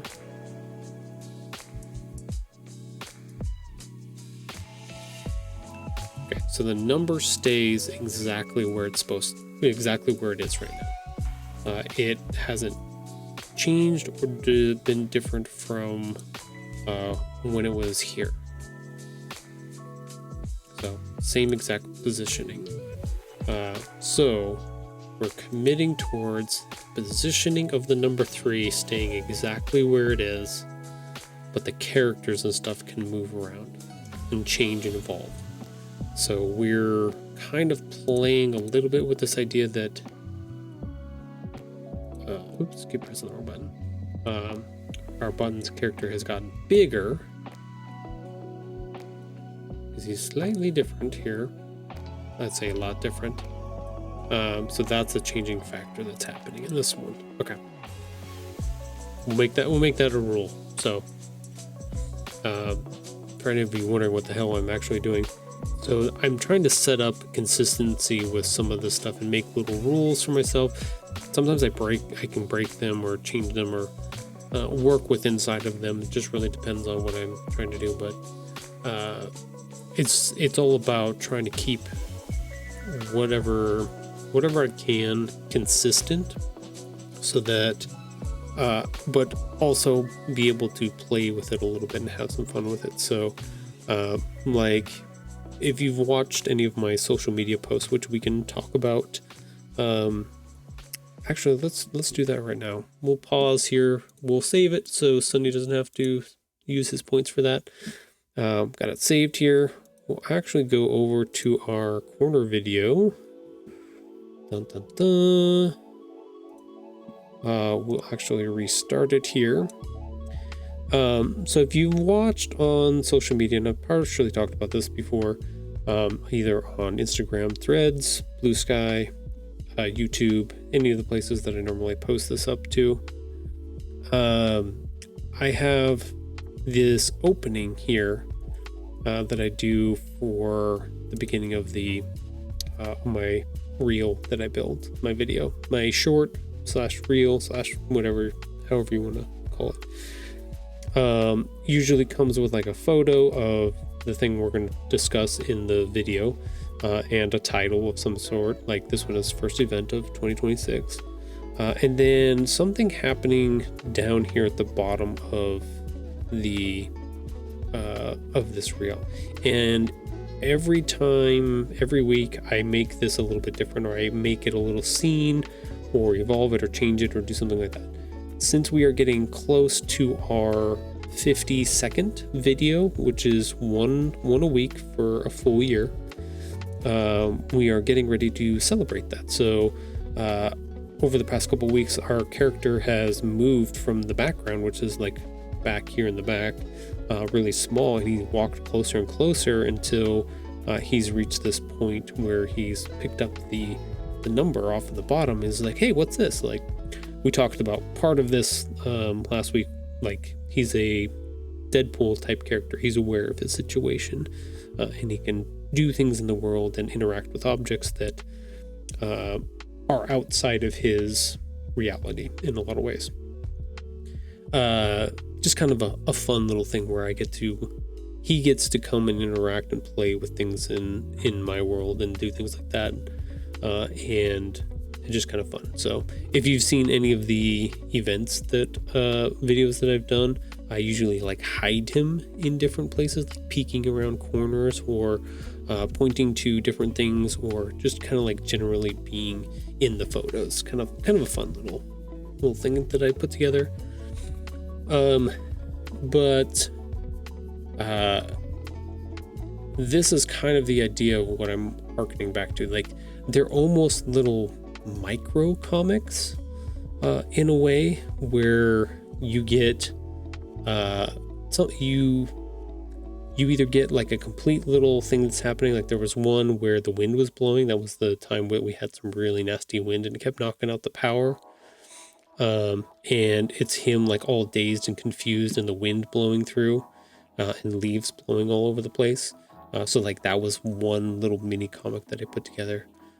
Then this one is, like I said, this one has had several of these posts that have gone out that evolves the story as we're going through. So it wasn't just one story contained in one post. It was that same story kind of stretched out over a couple different ones. So I think kind of the idea for this back cover is maybe doing something similar to that in that little space above the barcode. So that's at least my thinking, little playful fun things that I get to mess around with and concept out and develop over time. So yeah, that's what's in my head. But other than that, I'll show you the rest of the video so you all can see what we got going on. I wonder when our first book event of 2026 will be. Oh, look at that. Wow, that's so soon. Yeah, he's very surprised.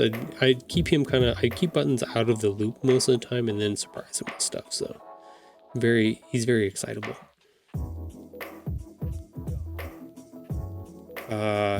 Yeah, so I was happy to announce that we will be doing a special ticketed event with Nook and Cranny. So you guys got to see part of this being built the other week, and actually earlier at the beginning of this week, we put a bunch of this together. I was able to finish it off very, very late on Wednesday. But yeah, information about our first event that we're going to be doing for 2026. This was one of those ones that kind of came out of nowhere, because I was thinking I had time to start off the beginning of this year, and it was going to be kind of slow, and it was going to take a little bit to get rolling and get back into doing events and stuff like that. Like there's some mainstay ones that are going to happen like midway through the year, and then they really take off at the end of the year. So I wasn't really expecting anything at the beginning. And then I got contacted by Emily at Nook and Cranny, and we've had tons of conversations talking about this event and putting it together. And she's super excited because she's got her own new little brick and mortar. There it is, brick and mortar store that she's setting up and getting ready to open up here very, very shortly, which is very exciting as well. So she'll have a little shop space, and she'll have the book wagon that she'll be able to take around and sell books at as well. So but yeah, she contacted me and wanted to set up this event, and as you can see, we've got two other authors. So there's 3 of us total that are going to be doing events throughout the beginning of February. And you can buy tickets for your little ones to come, and they'll get a copy of the book. They'll get free items to go with it, book readings, signed copies of the book and stuff like that. So it's a really, really cool little event, really cool way to launch and get the bookstore out and available for people so that they can come find it and browse and shop and stuff like that. So definitely something to check out if you are in the area, for sure. I'm mentioning a bunch of this too because I'm trying to help build part of the community's awareness about events like this, and for other authors who may be looking to do cool stuff and connect with people and stuff like that. So really cool opportunity. I'm really excited to be a part of this one and go and talk with people and sell some books and stuff like that and sign some books. So this will be fun. Fun little event to go and do. So, and then book 3 is on its way. So that's our weekly post here that always runs over in the top right hand corner of our stream here. If anybody wants to see it up close or big, they can let me know. I can bring it back up on screen, or you can go follow me on any of my socials, like I said, Instagram, Threads, Bluesky, YouTube, all of those places. You can go and check that out for yourself. So we've got about 15 seconds before our next ad break here, our little break time, and I'm running out of air because I've talked too much really fast here. So we're going to swap over to our live cam, which is outside at the moment, but we got sleepy puppers inside now. Oh God, why does it do that every time? I'm not thrilled with how the ads have been popping up so fast. I mean, like, I'm happy about it because that means they're more consistent. I'm not used to it right at this moment. So that one definitely threw me for a loop. That one got me. That one was way too fast. That was basically on time. I'm not used to it being on time. I guess that's the kicker on that. Got him. Yeah, for sure. Definitely got him.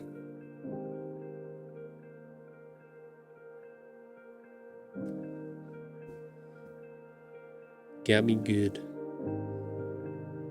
But it's just sleepy puppers. Rolled up in a little ball.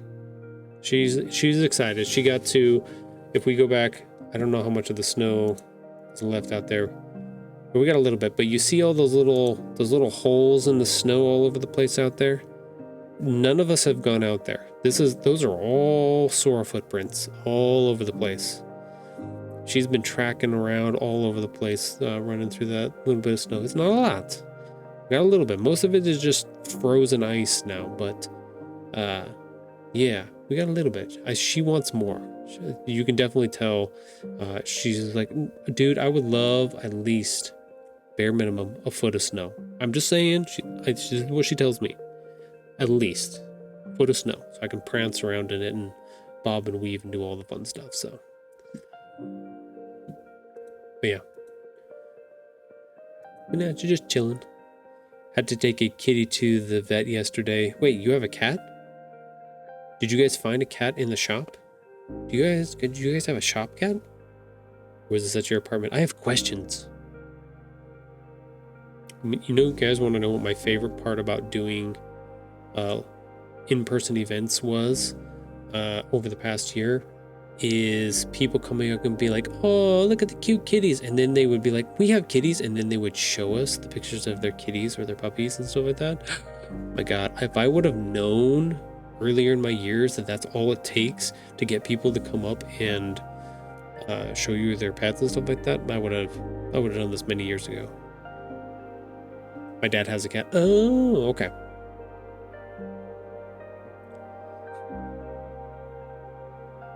Is the cat okay? Wait, is it a kitty or is it a cat? Because that is a very poignant. Oh my God. I'm having memory problems today. Holy crap. Determination. Nope, that's not the word either. Distinction. Haha. Yeah, I know, Sora. Thank you. You don't have to grill me from back over there. I know I messed up on the word. Thank you. I appreciate that. She's looking at me like I'm an idiot. It's like, Dad, you can't keep messing up on these words, dude. Bro. All cats are kitties, but not all kitties are cats. Oh my God. And now I'm going into existential, trying to figure out, is water wet again? Damn it. All cats are kitties, but not all kitties are cats. Damn it, Alex. You've thrown me for a loop now.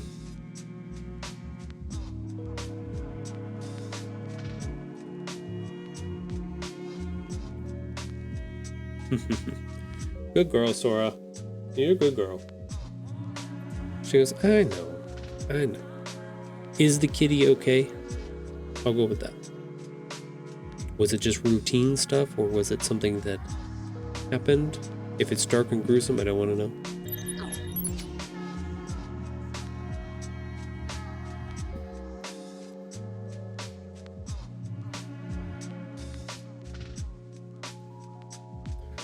Don't play with my heartstrings, Alex. Don't do it. Don't do it.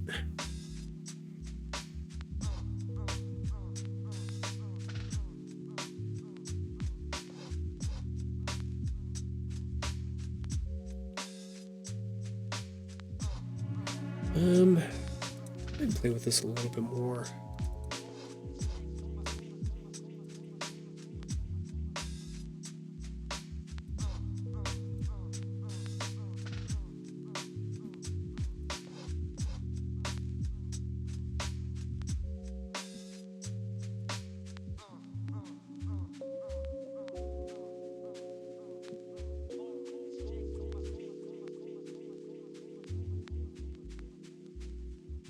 Yeah, what was that, Sora?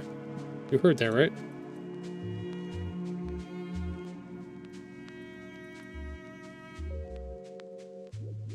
Yeah, maybe that's the adjustment I'll make for that. Instead of him looking at the number, they're looking at each other. I think that's a good one. Are you okay, Patch? So Patch, being almost 20 years old now, he likes to sit on the heater. You guys have seen video of him sitting on the heater and stuff like that. He does not retract his claws anymore, or very well.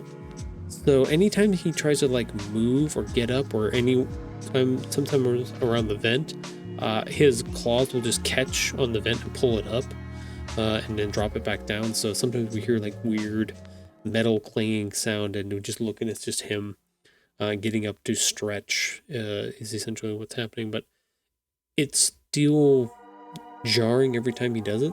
So yeah,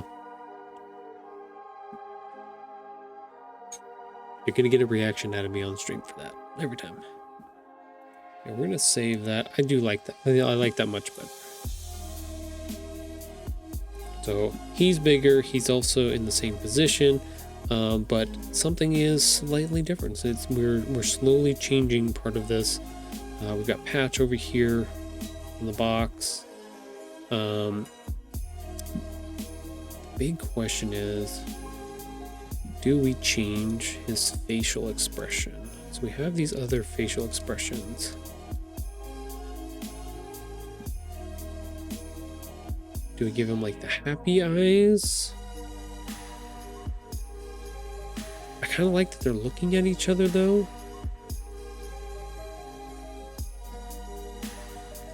Hold on.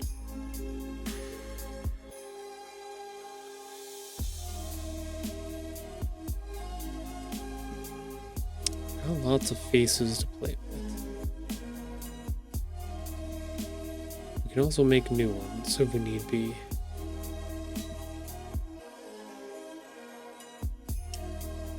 I can look through my sketches and see if there's anything else that might work better for this. 10 is, wait a second, cat is 10 years old. Ah, okay.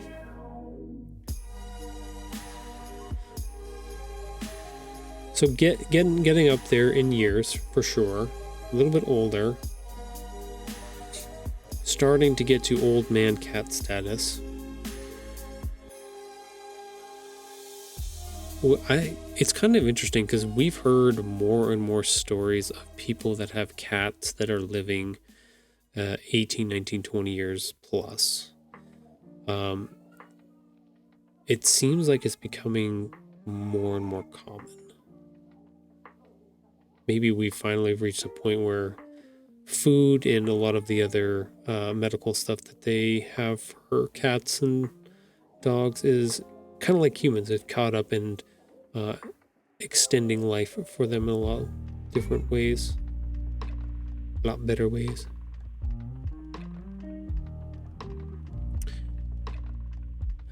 I like this, which means should I change this one?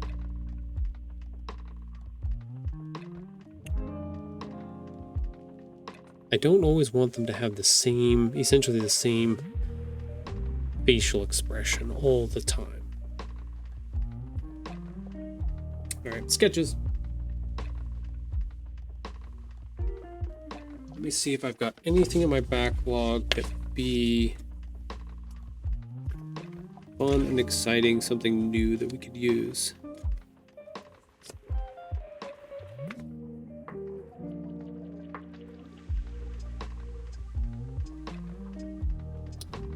We do have lots of faces for a lot of different types of expressions.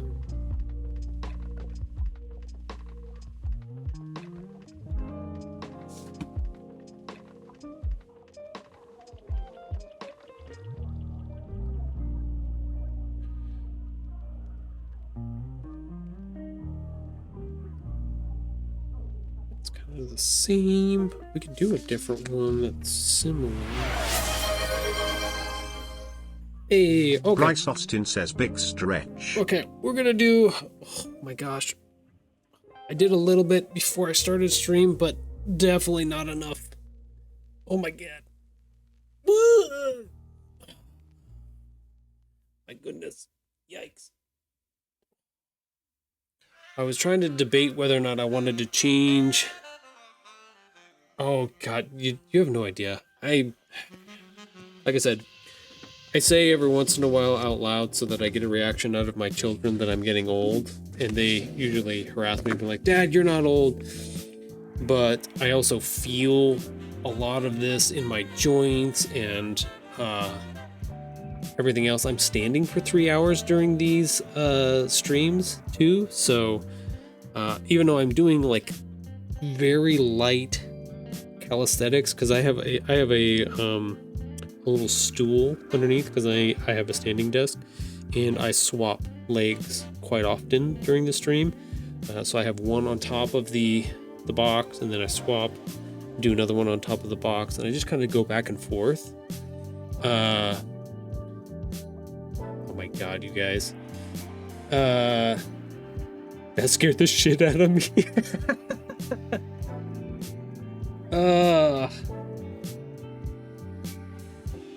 That's kind of like, so the other day my son called me, and he was out with his friend. He had gone to his friend's house to do some, like, a cooking baking video stream thingamajiggy, and he calls me at one point and goes, Dad, I need your help. And I'm like, and my heart just dropped, because I'm just like, oh fuck, he got in an accident, or his car got, something happened, blah blah blah. And he goes, oops, nope, I'm sorry, whoop, I came out way wrong, my bad. How many eggs go in a brownie? And I'm like, oh my God, you killed me. Oh, I had to pick up my heart off the floor, put it back in my chest, put my swords back where they belong so I don't have to run out and kill anybody or anything like that, and then figure out how many eggs he needed in his little brownie dish that he was making. But God damn, I'm sorry, Alex. I probably did the exact same thing to you, so my bad, my friend. We're too old to be playing these games, Tahoe. Tahoe is a cute old man. Thank you, I appreciate that. Yeah, no, I'm trying to do, so if you compare when I stopped working in construction about 8 or 9 years now. God, I can't believe it's been that long. Like, I couldn't touch my toes. I couldn't, like, a lot of different things I couldn't do at that time. When you're doing construction, you're using muscles in a very different way than when you're not. So flexibility and stuff like that compared to strength and for different applications was more priority. So like arm strength, leg strength, core strength, things like that. So flexibility was not a mainstay of being in construction. But being home for the past 8 or 9 years now, I was actually able to do a lot more work on getting flexible and being able to bend around and move and adjust much better to my situation. I can touch my toes now. Not something that I can say I was able to do for many, many, many years. So still not like 100% all the way there yet, but way better than I ever have been. So like, that's kind of why I put that stretch command in here, is because if I'm standing here for 3 hours, I want to be reminded to move my body around, stretch a little bit, bend and shift, make weird noises, scare the shit out of Alex. I want to be able to do those things. So it's kind of the way it rolls. You're welcome, Alex. Heart attack for the day. Oh, I snapped my back too. Oh, like 3 pops there. Yeah. I debated at one point whether or not we do have a walking treadmill here in the house. Maybe bringing that out and putting it under the table and walking during these streams. And I quickly nixed that idea because it would be so loud. It would probably be picked up on the microphone nonstop. So I was like, maybe not that. Do stretches. I could also put in a command maybe to do like weightlifting. We've got a little set of weights and stuff like that. Doing a little set of that kind of stuff. Debated kind of some of those things. But the stretching one is a good one because I can do a bunch of different stuff, top to bottom, which is nice. So this way, hopefully, I age a little bit more, not necessarily gracefully, but not as stiff, just not as. I continue to keep my mobility. I think that's the big thing. Is I want to save the mobility that I do have and keep that up, kind of thing. So at some point I'll go back to taking walks with Dreamer in the morning and stuff like that, especially when it's not 14 degrees outside, but I'll do fun stuff like that too. Be a little old man, little old lady walking together. I think that'd be fun. It's a good place to be. Okay, back to sketches. I don't think I really have a different one in here. I'd probably have to do some research and see if I can pull something or create something new and different. For that.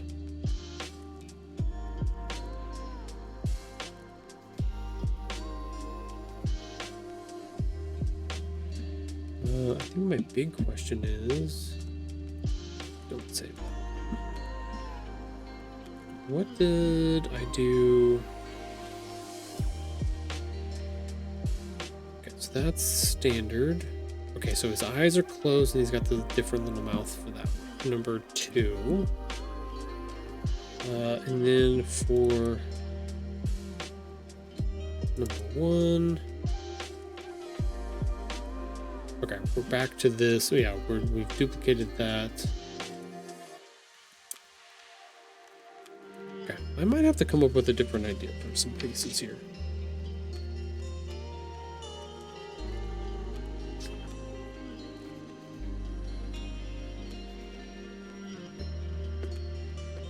See, here I was thinking we were pretty close to being done with the cover and everything else like that. Nope. Always a little something else to play with and think about with those things. Do I want these characters all to have the same face/mouth structures just constantly?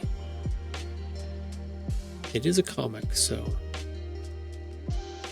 how often do we change up our expressions to always look different? Generally, they're all pretty much the same. This is the other one. Just a little guy.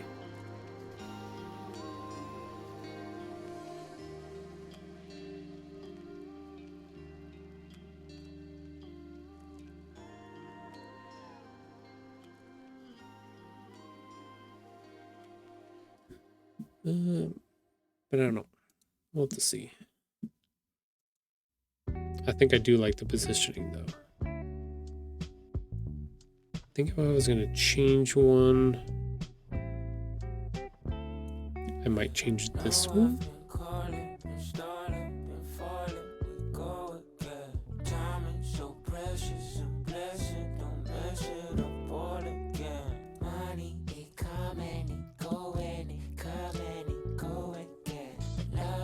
Let's see.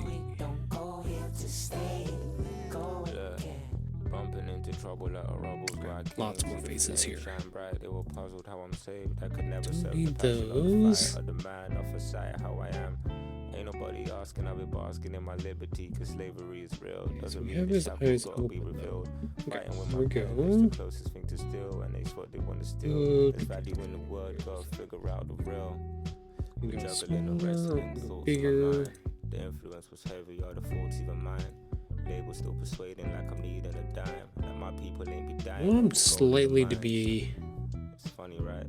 I don't want them to be worried about it. So I want people to be excited that he's doing. That he's got a secret. It's the closest thing to feeling.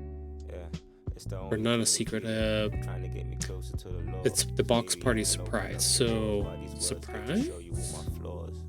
It's poetry and pain, blessing in the chain. Pictures Definitely not that one. Yeah, it's poetry and pain, blessings in the chain. Pictures I could paint. Yeah, it's poetry and pain. Do something like that. Yeah, it's poetry and Kind of derpy a little bit. Pictures I could paint. Now I've been calling and starting and falling. We go again. Change out the eyes too. No sleeping.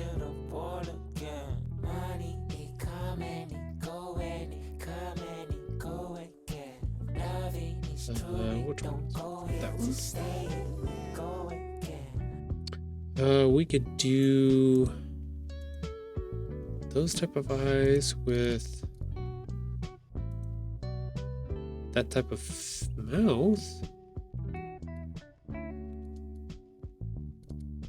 That's a combination. Dreamer's lurking. Thank you, Dreamer.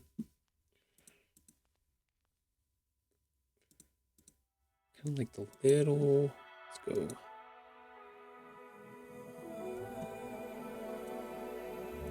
Let's duplicate that.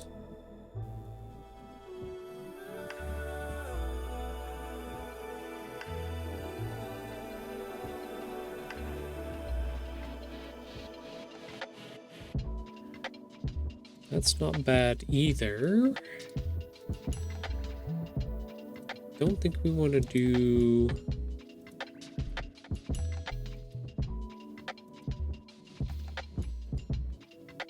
No, those look painful, or not painful, but just uncomfortable. Yeah, it definitely has to be some type of open, happy.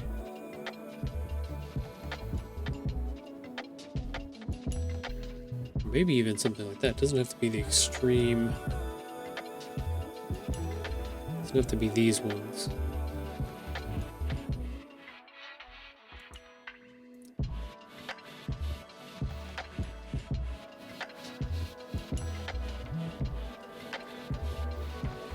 I like the idea of these ones.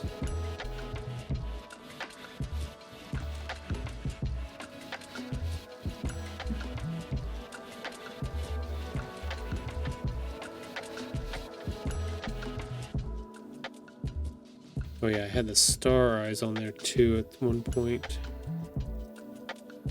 Made it just a little bit different.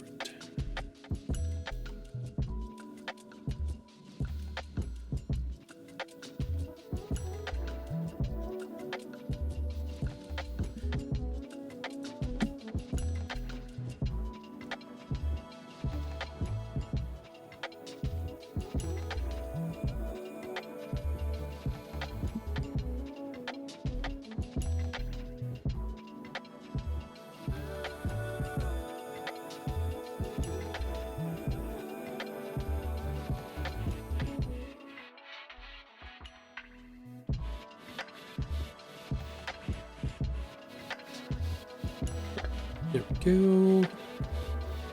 Check that one.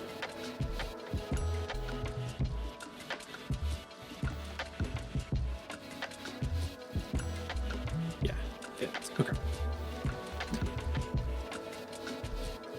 Let's get rid of our guides. Spine guides. We got spine ones. I mean.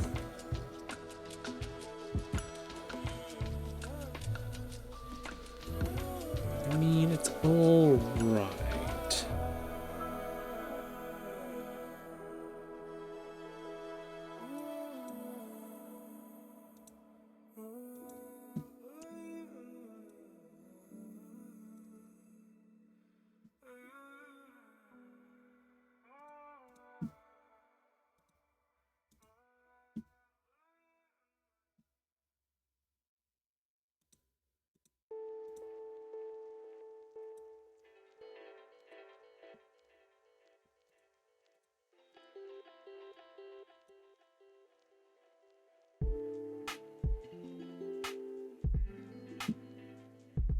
Okay, so So now we can swap out eyes by keeping the mouth in the same spot. I think the star eyes definitely need to go. Those are not doing what I want them to do.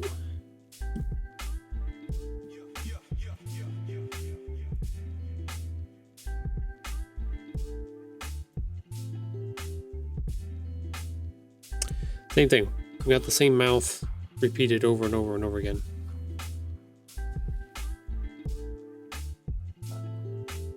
Maybe he should be...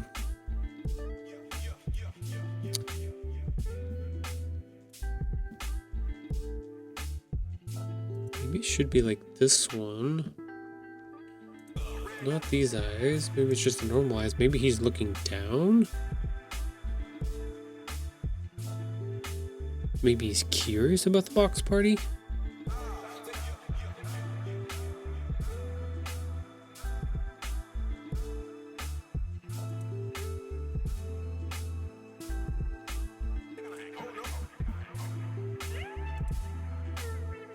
Let's go there, select all. I'm jumping around all over the place to different stuff. That's kind of the way my brain works.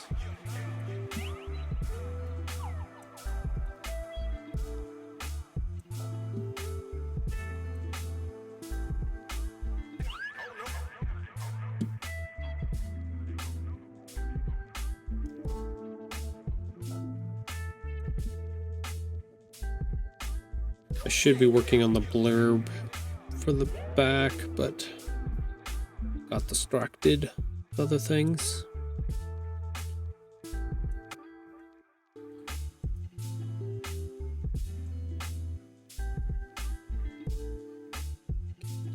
Mute that one.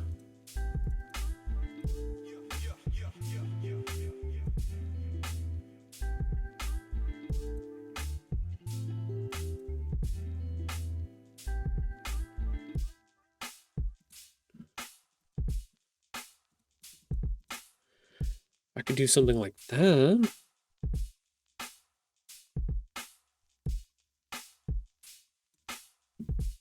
It's more of a surprise. It's not as like... I kind of like him being happy and excited about it though at the same time.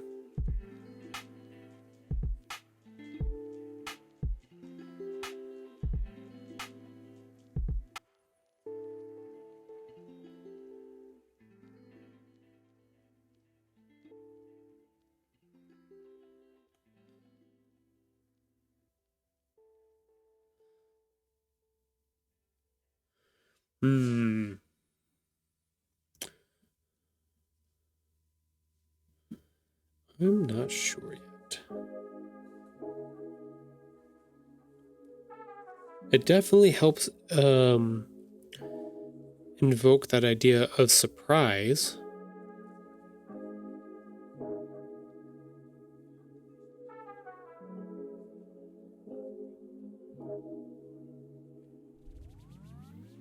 And it hints at what's going to happen here. I guess it kind of, if you're looking at the front and then looking at the back, you're going to get a pretty clear, fast idea of what's going to happen in this book. So, because if the second character is on the back, and we're invoking the idea of box party, the surprise. The surprise is the main word.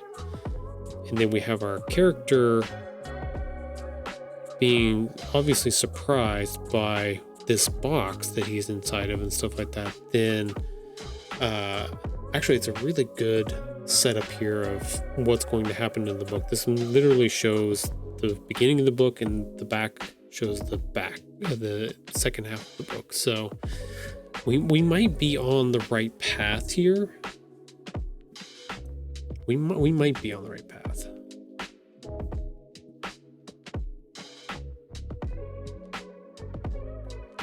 Okay, I'm gonna leave the cover alone for a hot minute. Jump back to the back. Do I want to finalize up some of this stuff? Am I happy with all of that? We do need to figure out how to get Soar in there at some point, but we'll deal with that later. So let's just go ahead and get rid of that layer.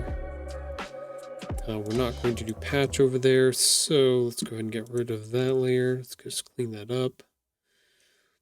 We'll leave this one there at the moment. We have already separated out our book number. Let's just go ahead and get rid of that layer. Old buttons, young buttons. I don't think we're going to use the cat tree, so let's go ahead and get rid of that. Lots of faces there. This is for the other set of boxes that were here. Okay, let's get rid of those because we don't need those anymore. I think I'm pretty happy with what we've set up here. I can always rebuild. Don't want to keep any of those boxes. No, I can always rebuild. I can always rebuild stuff later. I don't need it. I don't need it. Okay, cool. Cleaned up on that stuff. Beautiful. Go ahead and save that. Try to use the last half hour of the stream here for the book blurb, which would be smart to do. Hopefully it does not freak out on me if I open up Safari and go to my docs, Google Docs. Where are you?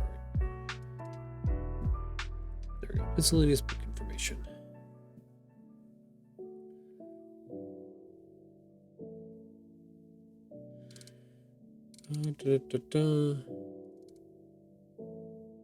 Okay, so let me see. Nope, that's showing the wrong thing still. Which is fine because I can fix that. There we go. So this is kind of what we've been working on. This is the Google Doc that I would keep talking to you guys about. These are all the different versions of the blurb that I've put together so far, that I've written, and then some of them are bigger, like breakdowns, summaries of everything that happened in the book. Some of these are like one word, one sentence breakdowns as well. Like I was trying to get a bunch of different ways of writing this out down on paper or down in this document, so then I can look at it. And then also took a bunch of physical notes too, with more words that I want to add to our. I want to add some more words to our bravery, to our list here. Don't know if this is going to help at all.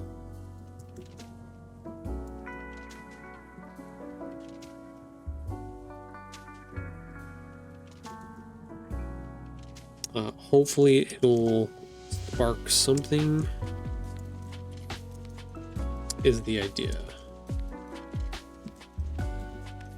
So these are basically like one words describing things that happen in the book. So that's scary at one point. There's a little relief at some point. Okay, we already got friendship on there. It's more than friendship though, it's companionship. Family. The big one was new. Caring, because our buttons shows patch around. He becomes a mentor. It's about a new family member. It's about home. It's about adoption. Sibling. That one's a question mark because Patch does ask at one point. He goes, "Can I call you Big Brother?" And Buns turns to him and goes, "No." So, siblings? Question mark. Yes and no. There is a wedding that happens in the background. Celebration that's going on. Special. Do I already have that up there? No. Special. There's an event. And there's memory. Things that are brought back from the past that our character deals with, understands, starts looking at. Or memories. Let's go with memories. So I'm just kind of like, these are my spitballs at trying to give me wording and stuff like that to inject or put into some of the way these are written. And I kind of like punch up a little bit on some of the stuff. So like this one is Buttons in the box party surprise. Buttons is a little older and a little wiser. Like I hate that sentence. I don't know. I came up with that and I was just like, oh yeah, he is older and wiser, and it just doesn't sound good in my head. Every time I read it, I'm like, ugh. And as a new special thing happened in the house, and a mysterious box shows up on one day. Usually, yeah. So like, so what I'll do sometimes is I'll write a bunch of these out like this, and even like these one sentence. And I'll go through, we'll start at the top here. And I'll go through and I'll weed out stuff that I really don't like, or the stuff that bothers me. So like that one sentence I was talking about, I'll probably go through and just delete that and not keep it in the document, because so it's one of those things where sometimes where I have a good idea, I'll write it in my doc like I have here, and I'll keep it as an idea that can be used in this book or another book some other time, because I just think it's an interesting thought or an idea, and that'll persist through the books and stuff like that. Or there are sometimes where I write something down and I'm like, if I keep this where I continue to look at it and read it, it will continue to influence what I don't want in the story and stuff like that. So I have to make some cuts sometimes, delete things. Especially as my document like this gets longer and longer. So it's not reintroducing itself back into the things that I'm trying to create negatively. Like if I keep reading it, it'll just keep relating back to the top and on. Sometimes it's better to cut things completely than to try to keep them. Something special has happened in the house. Like, that's not a good sentence. Buns finds himself face to face with a mysterious box. Let's just keep that sentence for a moment. Mysterious box that he's never seen before. Okay. Buttons is a little bit older and his fur is a little darker. No, let's get rid of that. That's bad. I don't like that. Buttons loves playing in boxes, but something special has been happening in the house. That's not a great sentence, but I do like Buttons loves playing in boxes. When he finds himself face to face with a mysterious surprise box.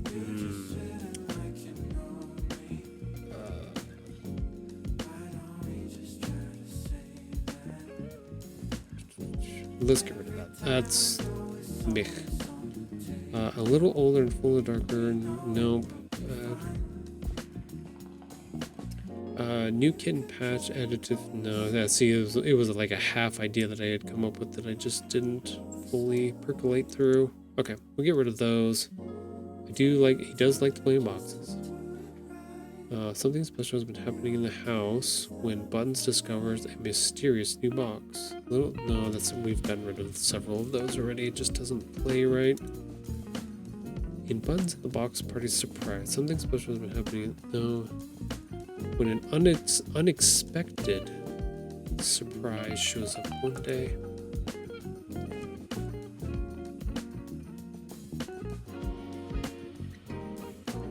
I don't know if I like invoking the word unexpected.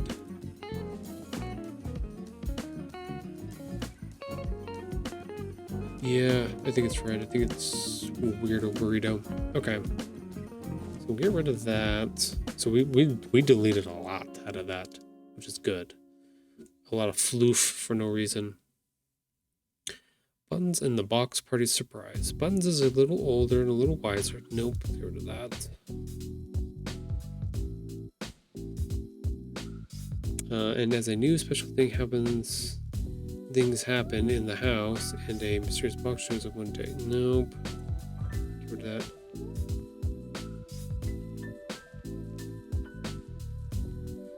I do like the way this changes. Usually a box means fun and imagination and play, but this one is a little different. Let's get rid of this. Let's copy that. Let's put this up here with this for the moment. I feel like those go together. Buttons loves playing in box. Maybe a comma? Why do I have that there?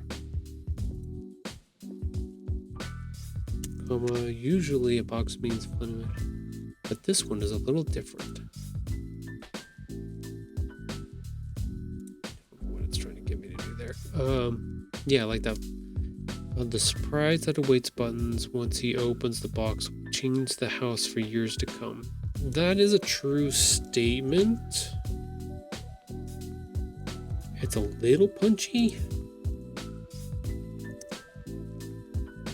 Not a great sentence. I feel like it could be better.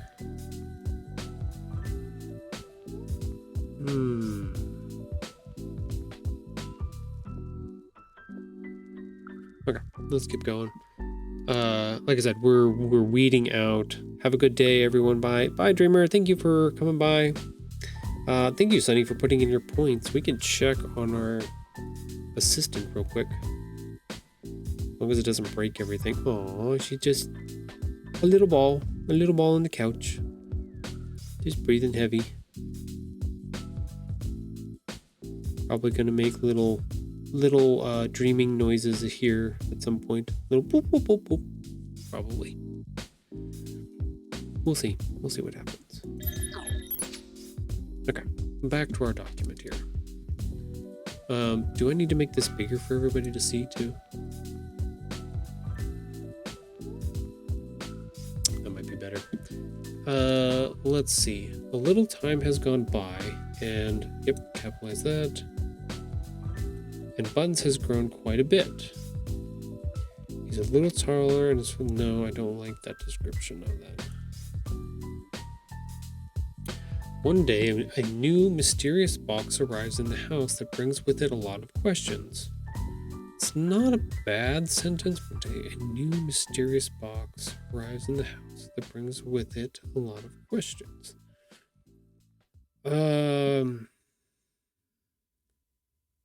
It's not bad. It's not great.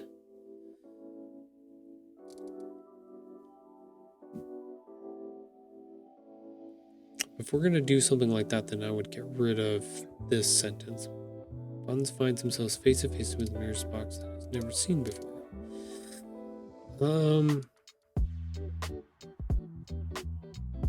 I think I want to take this one. A little time has gone by.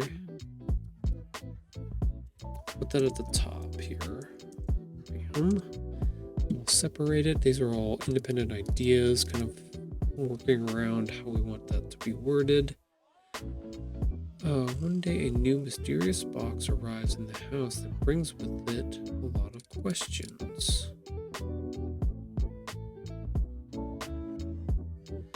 Usually a box means fun and imagination and play, but this one is a little different. Oh, that does not sound bad.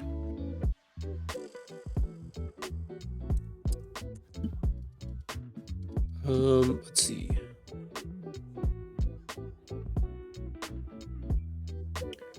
Let's put this down like this.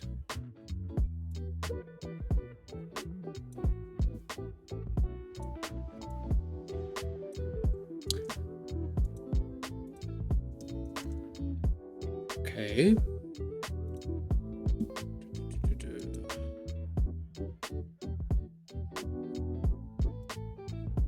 One day, a new mysterious box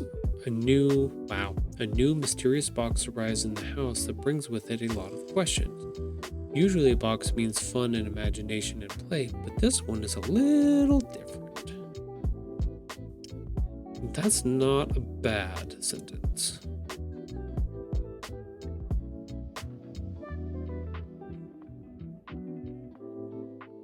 I really want to add in this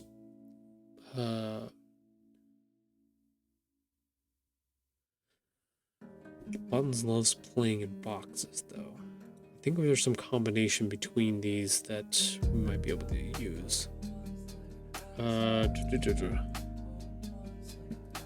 Let's see. Buttons tries to open the box to see what's inside, and eventually the box opens and a small kitten named Patch pops out. The two quickly become friends and get ready to have adventures together. Yeah, this was me just really basically plotting or telling what the story's about. I don't know if I want to. Part of a book blurb is to condense down what the story that is inside of the pages is going to be, but part of it also is telling what the experience is that you're going to have while reading the book. So you kind of have to make room for a little bit of both. So I would say if we're telling people that something is happening in the house, this mysterious box comes in, Buns is interested in it, and we're going to find out what it's there for. We don't need to tell them that actually happens.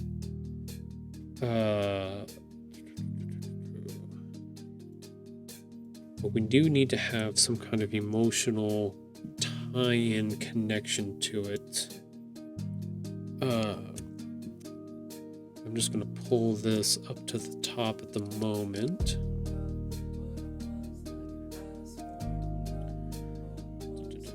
Yeah, that's fine. Just make those corrections. Yep, that's his name. So we kind of have a blurb put together here. A little time has gone by and Buns has grown quite a bit. And then we have to pick one of these. One day, like if we, okay, let me try this real quick. A little time has gone by and Buns has grown quite a bit. One day, a new mysterious box arrives in the house that brings with it a lot of questions.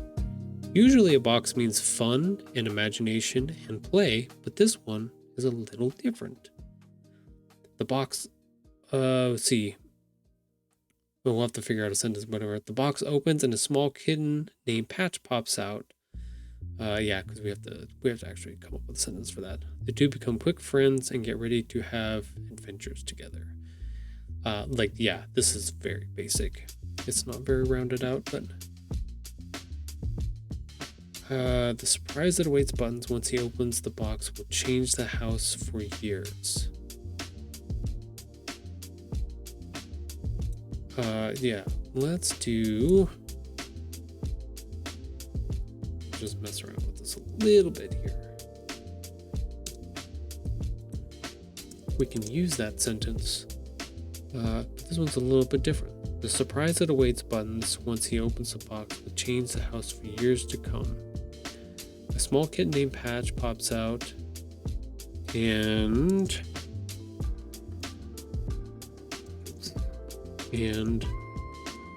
the two become quick friends and get ready to have adventures together.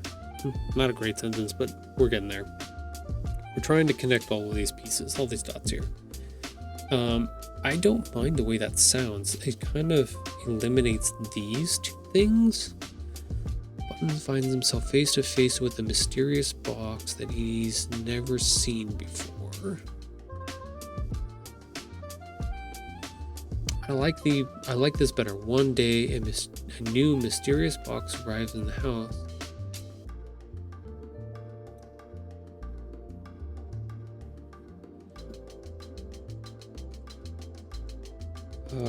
Yeah, one day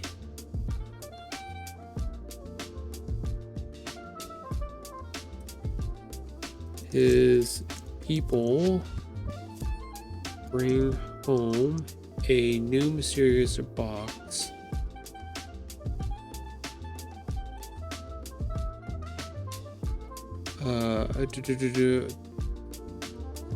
Yeah, his people bring home.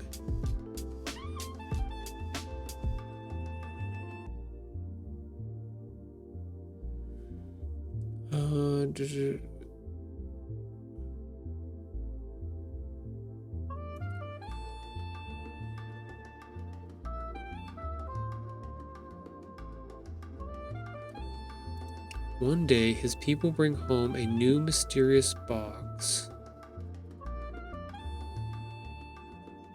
What did I have before? One day, a new mysterious box.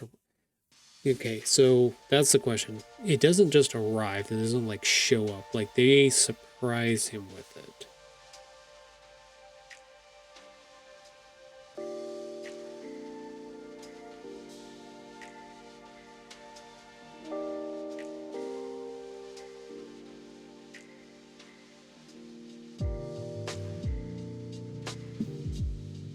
New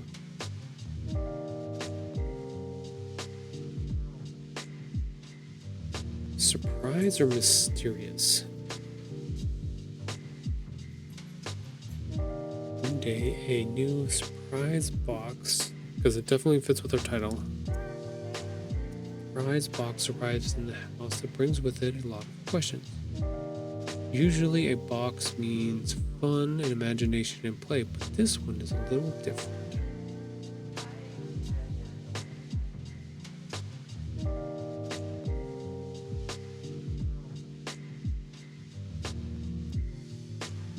You is brought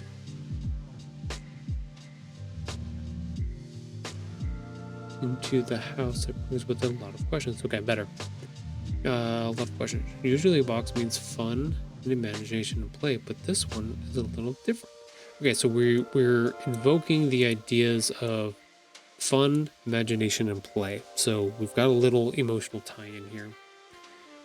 See, the surprise that awaits Buttons once he opens the box will change the house for years to come. Like, this is very... this is like all branding type of sentence that I wrote. This will change your life forever. Like, that's kind of what I was hearkening on for that one. But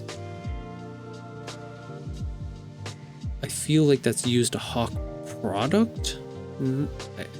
So that's the thing, is like, so over the years, and if you've read any type of like kids books and read blurbs about them or read marketing about them or anything like that, like that's a very typical way that marketing, advertisers, and all that stuff make that stuff. This book will change your life.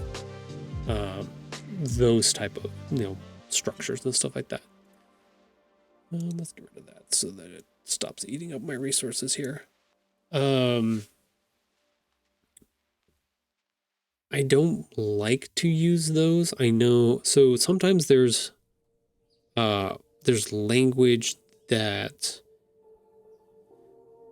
is used in, like I said, marketing and advertisements, and in more, I don't want to say professional, in more higher end publishing companies and stuff like that, that I don't technically necessarily have access to or think in, I guess is the way, because those are very much like business structures, wordings, and stuff like that they use for a lot of that stuff. So like my brain does not think in that because I'm not that type of person. That's not the type of business that I'm in per se. It's interesting though when I do a lot of this writing and go back and do a lot of the editing and do like I'm doing today, and cutting stuff, adding stuff, rearranging things, rewording things.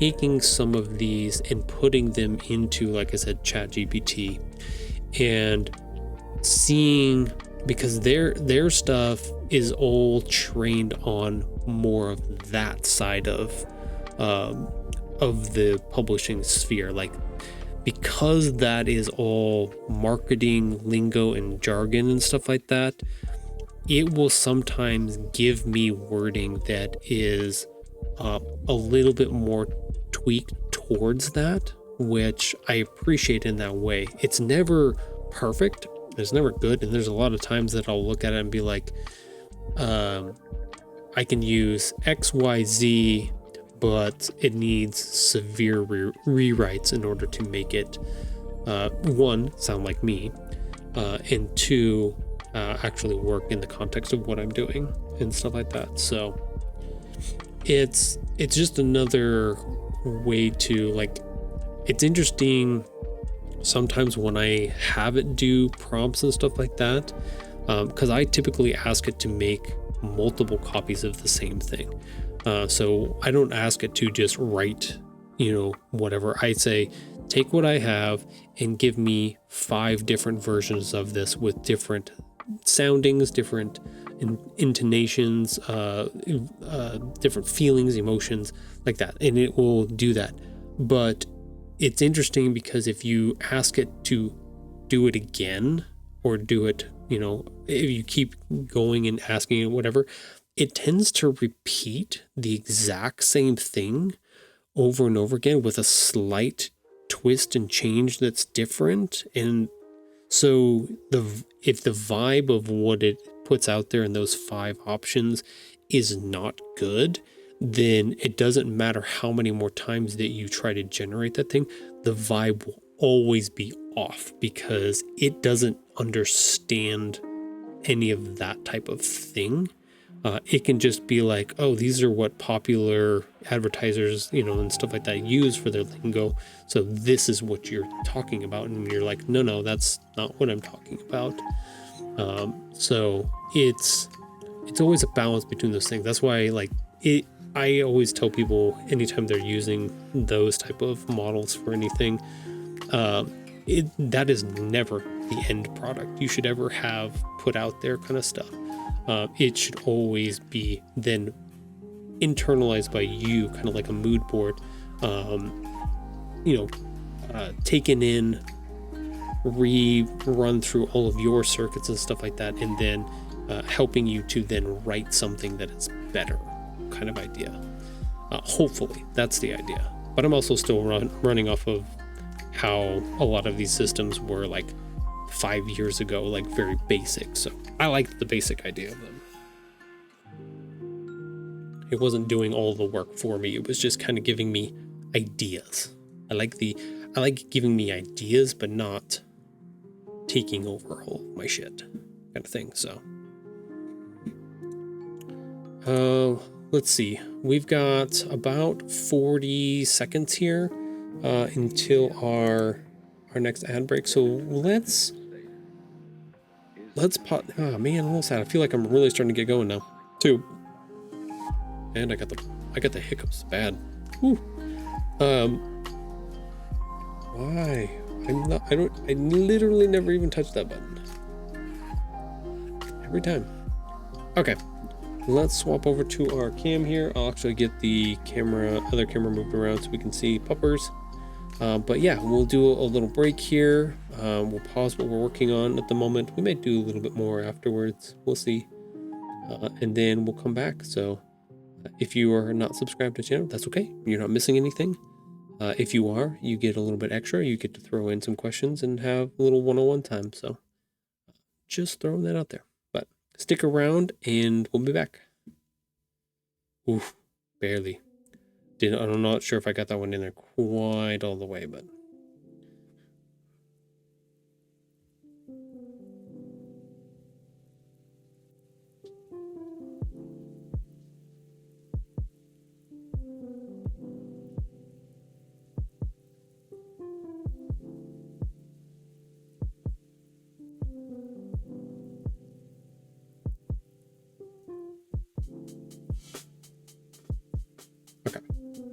Is everything still working? Okay, yeah, it is still working. Cool.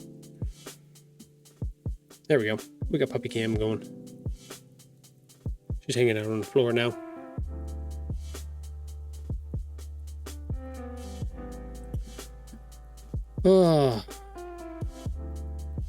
I do feel like we've made significant progress and work on this, cutting things down, having that list of words that I feel like associate with our book and stuff like that. We're getting closer. We're definitely getting closer on this blurb, and it takes time. Sometimes it takes time. So y'all, if y'all have been watching over the past few months and stuff like that, you'll notice that doing the illustration and stuff like that, like I have so much fun with that, and I feel like I'm pretty good at it. Like I work pretty effectively and efficiently, and I run into roadblocks for sure every once in a while. There was a couple pages that I definitely struggled on, but all in all, like that type of progress moves along pretty steadily. The writing parts of this, not excluding the dialogue stuff, like this, writing the blurbs, making, like, talking about my work and stuff like that, figuring out how to synthesize it down, that is the hard part for me. I will always struggle with writing and stuff like that for as long as I'm doing this.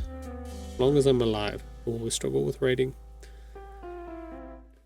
But at the same time, I can see where we've done a bunch of work, thrown a bunch of ideas out there. Like, you guys got to see, we just literally slammed this page full of every different way to, or a bunch of different ways to write the same thing.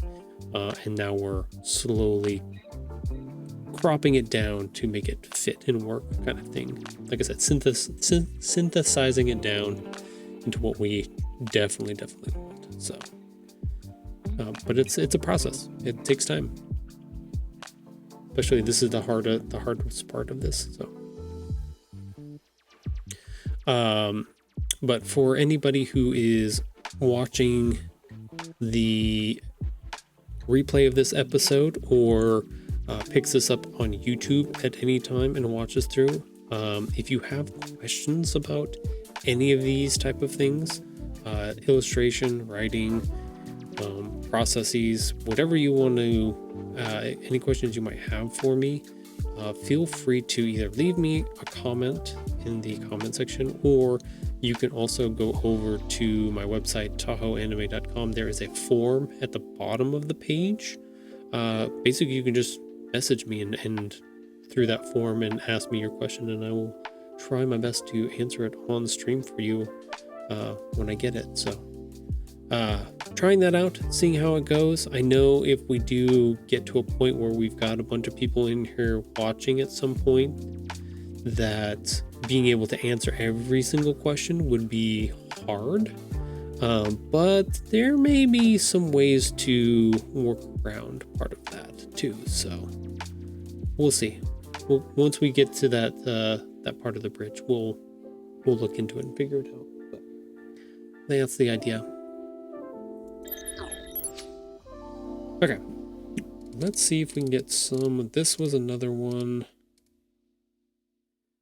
Let's see. Some time has passed and Buttons isn't so small anymore. Okay, we already have this. We have these two sentences already. I don't like that top one. Get rid of that. Mysterious new box appears in the house. He can't resist investigating. I don't mind that. What waits inside will change the house forever. That's a simplified version of the other one that I wrote. Yeah. There's just a smaller, simplified version of that. Yeah, Buttons tries to open the box to see what's inside, and eventually small kidney patch pops up. Nope. The two could become inseparable friends and are ready for all the adventures that lie ahead of them. Yeah, so this is what I was talking about. Get ready for laughter, friendship, and a box full of surprises. So this puts the stuff at the end of the sentence rather than at the beginning. Let's see. Put this up here. What size is that? 11. Let's just make that 11. So they're all the same. Okay, we can play with some more of that. A mysterious new box appears in the house. He can't resist investigating what waits inside. Just investigating. Let's take that. I don't hate it. I feel like there are parts that are decent. Okay, let's put that here. Kind of combines this sentence and that sentence. They're just a different way of writing those down. Okay, so this is the last one. Buns has grown a lot, and playing boxes has become one of his favorite things to do. But one day, a mysterious new box appears in the house that he can't resist. Okay, we already did it. We already moved that up. Buns tries to open up the box to see what's inside, and eventually the box. No, I don't like the way. We're just telling them everything that happens in the book there. To quickly become inseparable friends, we have just moved that up and are ready for all the adventures that lie ahead of them. Get ready for... Yeah, okay, so very similar vibe with a little... Okay, so that finishes up. Buns has grown a lot. Playing in boxes has become one of his favorite things to do. That's another combination of two sentences that I wrote. I was trying to shorten things, right? Trying to get them all compressed down. Sometimes it doesn't work. Sometimes you have to have a little bit longer for that to make it work. Okay. So we've got a bunch of sentences now. We've cropped these down. We say the word box a lot here. Definitely need some more time to whittle this down and really get the structure and the pacing and stuff of it really harmonizing well together. I've got some of this stuff here, some of the stuff that I want to play with a little bit more. This fun imagination and play, that's one of them. Laughter, friendship, and surprises. This is that. Tune in next week. That's what this is. Get ready for laughter, friendship, and a box full of surprise in Buns and the Box Party Surprise. That's very much that version. But we have all these other words that we typed out that could be slotted in to change how some of this works. So we're getting there. We're getting closer. We definitely made good progress. I feel pretty good about that, for sure. So, let's go. Let's bring up. Nope, we don't want that one. That one's Spotify. We don't need Spotify. We want Illustrator. We want to minimize Safari because the computer just doesn't have enough brain power to do both. Okay. So that's where we're going to leave it for today. So we didn't quite make it towards putting in our blurb here, but we made significant progress on it for sure. At least I feel that way. I'm happy with minimizing a bunch of that down and getting the ideas and consistency in my head down a little bit.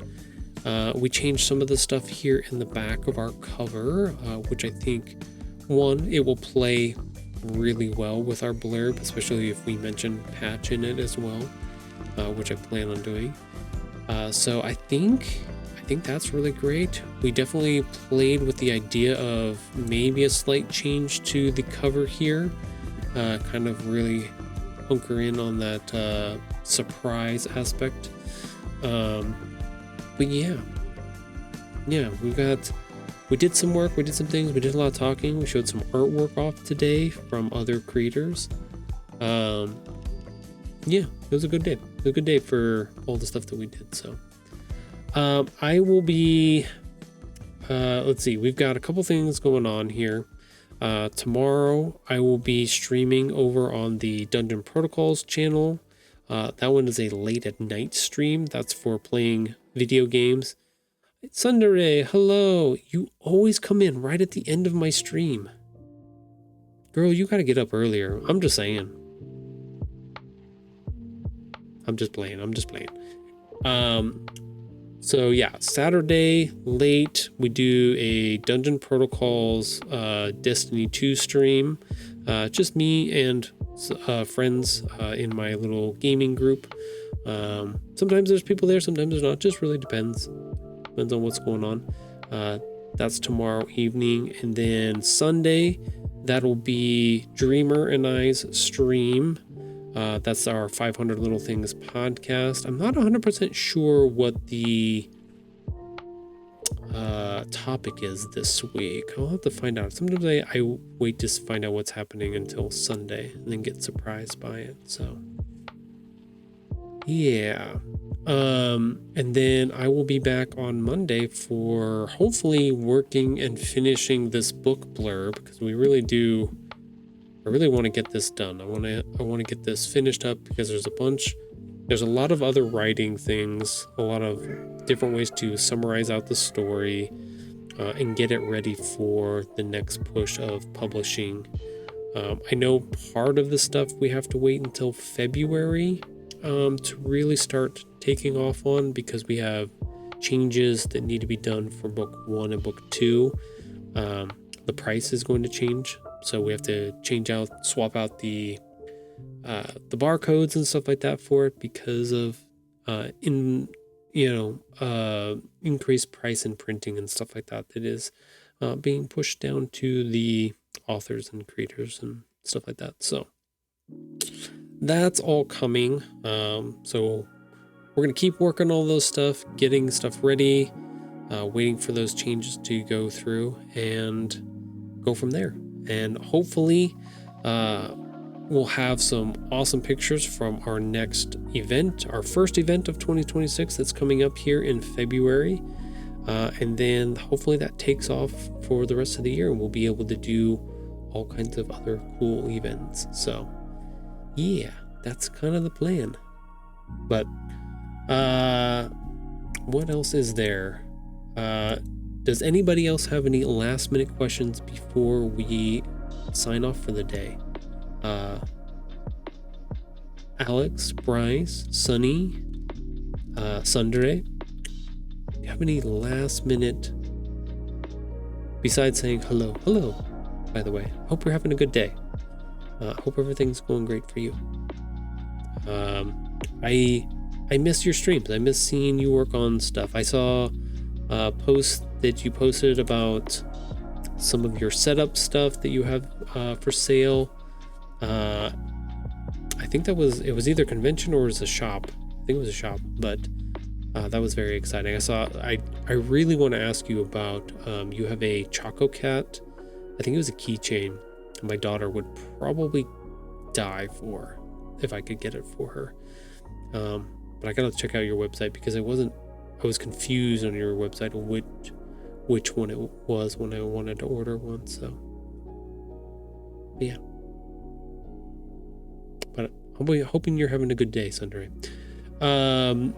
Other than that, I do want to go through and thank everybody that was in here. Thank you, Weird Mr. Alex. Thank you, B-Shack. Thank you, Sunny. Thank you, Dreamer. And thank you, Bryce. Thank you, Sundere. Let's see, Bryce says, thank you for the logo. I can't wait to show everyone the finished product on the socials. Yeah, that's exciting. Yeah, that one's going to be fun to put out there and see how people respond to it and if they like it and stuff like that. So I'm excited for that. Hopefully you started a whole... Do you have your own podcast account too? Or are you just using yours? I would probably making them this coming week. Okay, cool. Yeah, what I did with mine, I am using my Tahoe anime one to put it together, or to basically run everything through. I probably should have its own Stitch Tales one, but I kind of like that it's connected to me as the creator. I think what I'm trying to do is I'm trying to bridge a gap between the art and the artist, right? Because a lot of people, even in authorship, they'll have pen names and stuff like that. This way that they're separate from their work in some respects. And I kind of don't want to do that. I want to be, and I'm not saying you need to do that, because there are some applications for that, but I'm pushing on it is what I'm saying is I'm poking the bear to see if I can actually like pull it off, kind of thing. So, and it may blow up in my face. Who knows? Pushing on established stuff sometimes works, sometimes it doesn't. Just depends. So, but that's my thing. I'm looking forward to seeing your accounts. That'd be fun. Instagram, Bluesky, those ones definitely be good ones. I don't know about TikTok. TikTok's going to be weird. I'm still going to share things through my personal ones, but I don't want to have dedicated profiles. But I do want to have dedicated profiles as well. Yeah, no, that's smart. A smart thing to do. Smarter than me at the moment, that's for sure. So, got the dedicated website, but for myself, and one for Stitch Tales, but that's about it at the moment. Look, dude, it's a lot to manage, so understandable. It's going to be a lot. Expect a lot. How about that? That's what I'm trying to get at. It's not for the weak of heart. Gotta be tough. No, I'm not going there. I'm playing.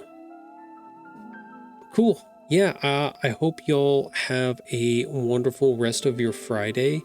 Hopefully it goes smoother. Hopefully this is the end of your week, and if it's not, that's okay as well. I know people work on the weekends and stuff too. But I hope you're doing okay. I hope you're taking care of yourself. Make sure to give yourself little moments of breaks every once in a while, and I'm gonna pull a Katie or a Dreamer out of this, and make sure to be kind to yourself. Be kind to yourself. Be kind to others. Kind to everyone around you. Need a little bit more of that, I think, is the case. So, but have a great weekend, and I will see you guys all later. Bye, everybody.